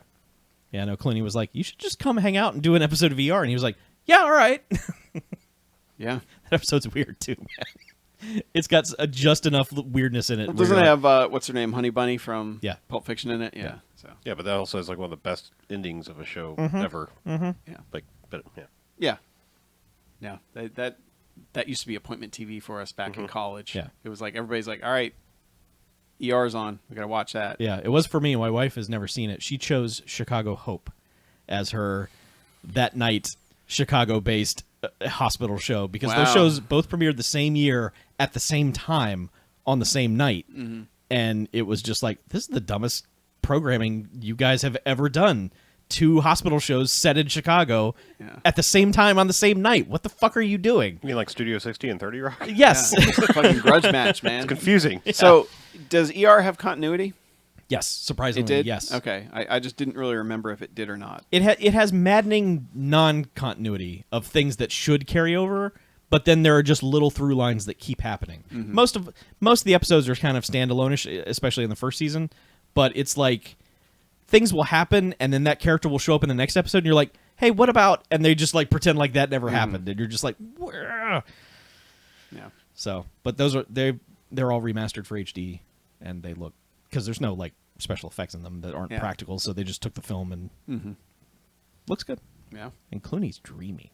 Oh, yeah. That you look at that guy and you're just like, yeah, of course that guy's a star. Fucking look at him. Yeah. And he's supposed to be like this poor resident and he has no money and you're just like, no. You're George Clooney. You can't hide that from me. He's always like, can I borrow some money? I'm poor. And you're like, no, you're not. You're fucking George Clooney. I know the facts of life, and you're rich. I see. This guy knows. So I have one more show I want to talk about briefly. I just thought about the fact that I watched this. It's new, and it's kind of relevant to this month. So I started watching Black Lightning. The DC, DC Comics, the latest DC Comics thing, and it's only been like 2 or 3 episodes, right? Yeah, it's very new. So I've actually only seen the first episode, so I don't have not a full authority. I just want to say I honestly was rooting for not wanting to like this show. 1, it's not in the Arrowverse, and 2, I didn't want to add another fucking hour-long superhero show. And so I was watching the first episode, and it wasn't grabbing me because the overall plot is retired superhero turned now school principal. Like he's not using his powers. He basically like wife was like, I'm going to leave you if you keep doing this kind of wet blanket 90s cop thing. Like like I knew you were doing this all along, but now I don't want you to do it anymore because it's dangerous. So guess what? That happens on ER a lot. Right. What's going on over there? I don't know. So like it kind of had that aspect going for it, and I was like, oh, good, maybe this is not something I'm gonna want to watch. And then the end of the first episode happens when like shit goes wrong and he has to suit back up, and I was like, I'm so fucking in on this show. Like the end of that first episode is fucking great. Like it is a slow burn into like this fuck yes moment, and I was like, shit. I like those. I'm like, shit. I think I'm in for this. Okay. But like it is a weird thing because they've said it's not a part of the Arrowverse. It's not going to cross over. It's not going to all that. But like they do mention like that there are other superheroes running around out there. So it's like it's kind of strange because it's like, well, why would you drop that line if you don't plan? Unless they're like, we're creating a Black Lightning verse or something.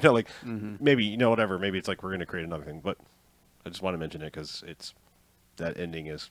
I was like, all right, It hooks you. Yeah, I was You're like, in. fuck, I need to watch more of this now. Yeah, I'm a sucker for like, somebody not wanting to suit up and then having to, and it's like, oh god damn it, that's my thing. Yeah. So anyway, just not a lot to talk about because I haven't seen any more of it, but Yeah. unfortunately, they got me. I think. So does it bug you that they're still not uniting all these universes and doing all that stuff, or like being so weirdly coy about it? Well, they Because are isn't there like otherwise. Supergirl is kind of tangential also, and like somewhat, but she shows up for the crossovers. Okay. Yeah. So like, at first the reason for that is because it was on CBS for the first season, so they couldn't because the other ones are on Right. CW. So Yeah. that's why she's on Earth 2 or whatever it is. Oh, she's on Earth 2? Yeah, 2, the number 2. No, I know. Earth 2 Earth- was a show. Earth. Oh. Deuce. Remember? Oh, Nope. yeah. Earth Okay. 2. Yes, fine. Yes, He's not versed in his DC at all. I know. Yeah. Anyway, but that's why, and then like now it's just they can open up portals to the alternate world, so it's jumping between them is no big fucking deal anymore. Yeah. So it's like, yeah, she lives on that version of the Earth where there's Superman and Supergirl and all that stuff, but no, they're all united except for this one now. So I mean, or so they say so far. Okay. But same showrunner. I mean, well, Greg Berlanti or whatever his name is like still involved in it, but he's not like running that one as much as he's running the other ones. I think like they got a more primary showrunner. He's got the production company or whatever. Anyway, Right. Yeah. I know you glaze over at the DC stuff, but man, the shows are pretty fucking good. There's just too many of them. It's impenetrable at this point. It's just I like, mean, I mean, you can know if you're going to be in just by starting because you get 2 seasons of Arrow before anything else started. So I mean, you can literally start with that one show and know if it's going to be your bag or not. I do kind of want to watch Arrow because Captain Jack is on it. But, And now he's Yeah. a semi-major character. yeah. So. But yeah, real quick, to wrap up TV, I guess because we did DirecTV, we went to PlayStation View, which feels like what we wanted Sling to be, because the quality is always good. It has DVR functionality, but it's only like 28 days, and it's still streaming, obviously, with the DVR stuff. It's basically like you add a show to your season pass, and you have 28 days to watch whatever's in there. Oh, I see. Okay. Yeah, and it sorts itself pretty well. But it's weird because some shows you can fast forward through the commercials and some shows you can't, which I think would be the rub for a lot of people as far as that goes. But for $40 a month, we basically get all the channels that we had on DirecTV at a fucking $100 a month. So Can you record live TV? yeah, Okay. yeah. I will So say I wasn't sure if the sports- DVR thing was just like a sort of ephemeral, like No. you decide you want to watch a show and it presents you all the episodes that it Yeah, and has any in its show that buffer you or and whatever. any show that you join, you can start from the beginning, and it does have like That's wild. yeah. Well, I mean, it's all Yeah, on yeah, demand, it's all basically. streaming. Yeah, Yeah, but you said sports. yeah, sports. The only issue I've seen is that they seem to be like 45 seconds to a minute behind. That's acceptable. So like if people are live tweeting shit, if Yeah. everyone goes nuts on Twitter going, "Oh my God, touchdown!" You're like, "All right then," It's kind of that sort of thing. But I mean, how often does that shit happen? But yeah. 17 times 32. yeah. But Right. But aside from that, it's been really nice. And I know we talked about. I think you guys talked about streaming when I wasn't here. That might have been when Yeah. BJ was angry about streaming. Yeah, the only issue that I've really found, aside from the not being able to fast forward through commercials and the 28-day limit, so you can't like stockpile a season of TV and then just watch it like we did with Better Call Saul in Atlanta, is they don't have Viacom channels. Right. So if you like Comedy Central, you're not going to find it. But we found that Comedy Central's app already has like the last 5 daily shows, and I think it's the most recent episode of everything that's currently running will be on there. Yeah. So like if you care about South Park, you got to watch that episode that week, but it's going to be on the app at Yeah. least. So You and can it's the also longer find- versions. So like Daily Show is the extended interviews and Yeah. that sort of stuff. You can find a lot of Comedy Central stuff just on their website in general as well. I gotta say, like I've got signed into streaming stuff because I started realizing my parents have a like pretty robust Dish Network thing, and they don't use any of the digital apps. So I was like, just give me your login. Like you're using that. Like I'll use it sparingly, but you don't even use this portion of it. And man, like all of those like the Fox specific app and the every channel's specific app, man, they punish you for watching it in that medium. Because like they still have the commercial breaks, but it's the same 4 fucking commercials Yes. every Oh, single yeah. commercial break. Yeah, that gets Like, in that's- there, and the commercials come in fucking loud. Yeah. Like people complain about commercials Oh on my normal God. TV. Streaming commercials are worse. I That just goes for any streaming service, like Yeah, music, YouTube, regular TV, any of the streamings. NBC's, their fucking commercials are watching The Good Place. Their commercials are 1 billion decibels. yeah, I just thought that was weird. I was like, I get still including the commercials because I shouldn't. It's not like watching it on Netflix or whatever. I'm still subscribing to Yeah. your content, but like vary it up. I know you've got to have a big old batch of commercials. Like That's when I was on the regular Hulu. That was the point I got to, which was like, I'm fine with commercials. I just can't watch the same 3 over and over again. Yeah. You get show me different commercials. Yeah. Hulu's still bad. I know mean- there are different commercials. I've seen them. and the sad thing is it's like I want to give you money to view your stuff. Like I want to keep things going like that. But there's some points where I'm just like, I'm ready to fucking just torrent this Yeah. because I can't handle like the bullshit of finding so many things. And I think the worst part of like when you're fed streaming commercials is when you're either watching at a time or you're watching something that no advertiser has given a shit about, and they're just putting like public service announcements in there, which don't make any money. They're just there to fill time, and it's still the same fucking one over and over again. You're like, what are you even doing? Like, you're not making any money on this. Well, what? Why? Yeah. Why are you hitting me with this over and over and over again? There's only so many times I could not run out of the room screaming when the Sarah McLachlan dog commercial comes yeah. on. Yep. Anyway. But anyway, I can recommend PlayStation View. Yeah. I'd say in our experience of using it for about half a month now, it's been pretty great. And the quality's been what we wanted it to be. yeah, And I did a demo of it. It seemed pretty solid.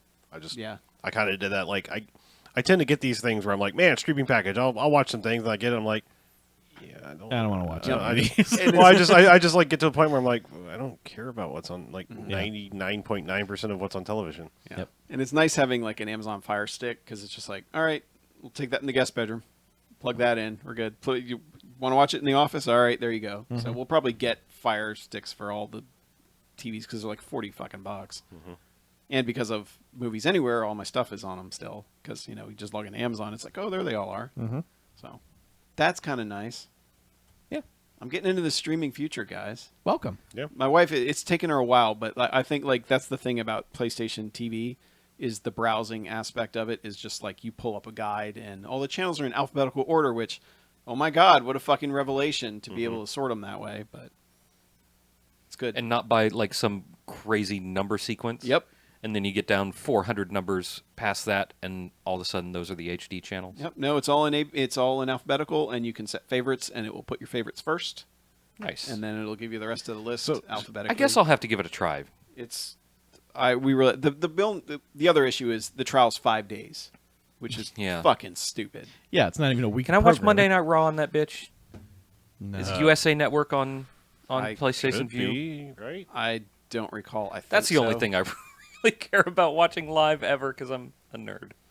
Yeah, Many I was colors. going to say like, so plugging in. I'm doing this mostly through Apple TV, not whatever no brand loyalty, whatever. I don't care. But like you sign in and it's got that like you sign in with your provider and then whatever apps support it, it just you can download them and you don't have to keep signing into each one.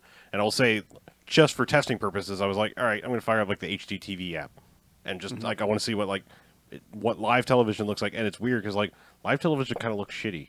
But you go and watch any of the archive shows, and it's like crystal clear HD. So it's weird that they must be prioritizing bandwidth to like the live stuff just doesn't look as good. Well, I think you're probably getting the actual broadcast file when you're watching something that's you're queuing up on your own. But if you're watching a stream, it's probably the broadcast quality, which mostly is 1080i instead of 1080p Right. in a lot of places. So the stored files are probably 1080p. The streaming stuff is probably 1080i. Yeah, it was just kind of noticeable, and I was gonna say like for people that like channel surf, I mean that seems so much more ideal. Like their apps, at least I can't comment. Like I've got a Roku, but I haven't like done the same thing. But just like on the Apple TV, it's like, oh, what do I like? Okay, Property Brothers, click, boom, and I'm watching an episode like in no time at all and stuff. Like Yeah. it was faster than like hunting through a DVR or watching. Okay, when's the next one come on? It was just like click, go. You know, it was like as fast as Netflix. You know, just I was like, why would anyone like even just like a channel surfing? Like, do you just want to watch?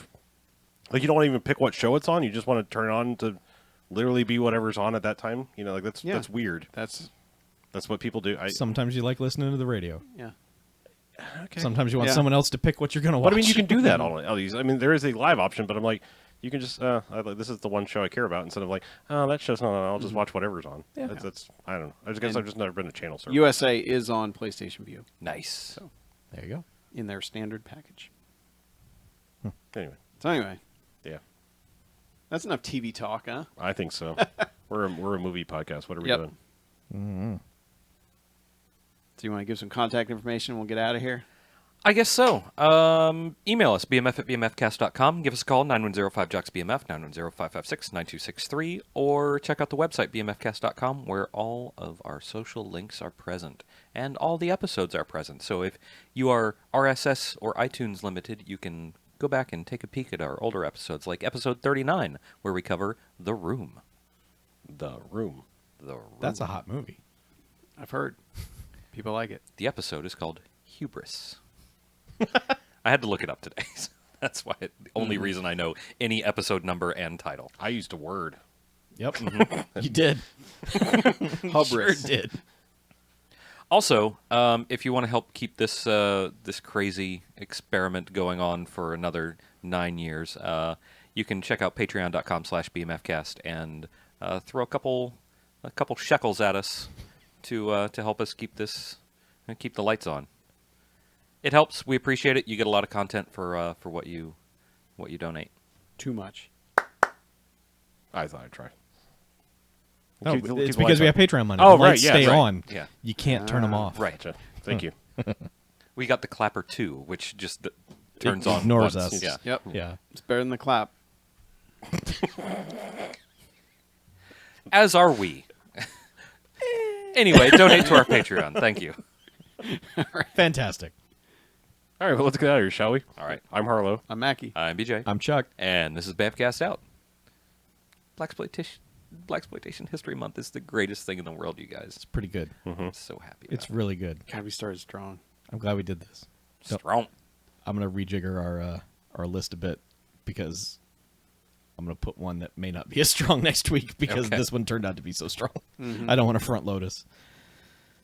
Oh boy. That's fine. So who wants to do the first thing? And do we want to do it offline? I guess probably. Probably. Yeah, Okay. take us offline. Don't want to be self-conscious. Okay. Bye, Internet. Thanks for Bye. joining us. Bye. You glad get no the stream outro works banter out. because we got to do a thing real fast. Yeah, y'all got plenty of banter. Yeah. Apologize for the stream being janky. It's, the Internet's fault. It's Google. It is. Welcome to our streaming future. Oh, wait. We're not a major network. We don't have a direct pipe. So, do one of you guys have one pre-prepared? No, and I have this great idea, and now I can't fucking remember what it was. Seriously, I don't know what's wrong with my brain lately. Whoa. Let's not do that. It's a bad intro. No, I remember I said I was going to do a thing, I do, I and I remember. was going to record it myself. Don't even remember what the basic fucking premise was. I'm going to take us offline so we're not talking All about right. this.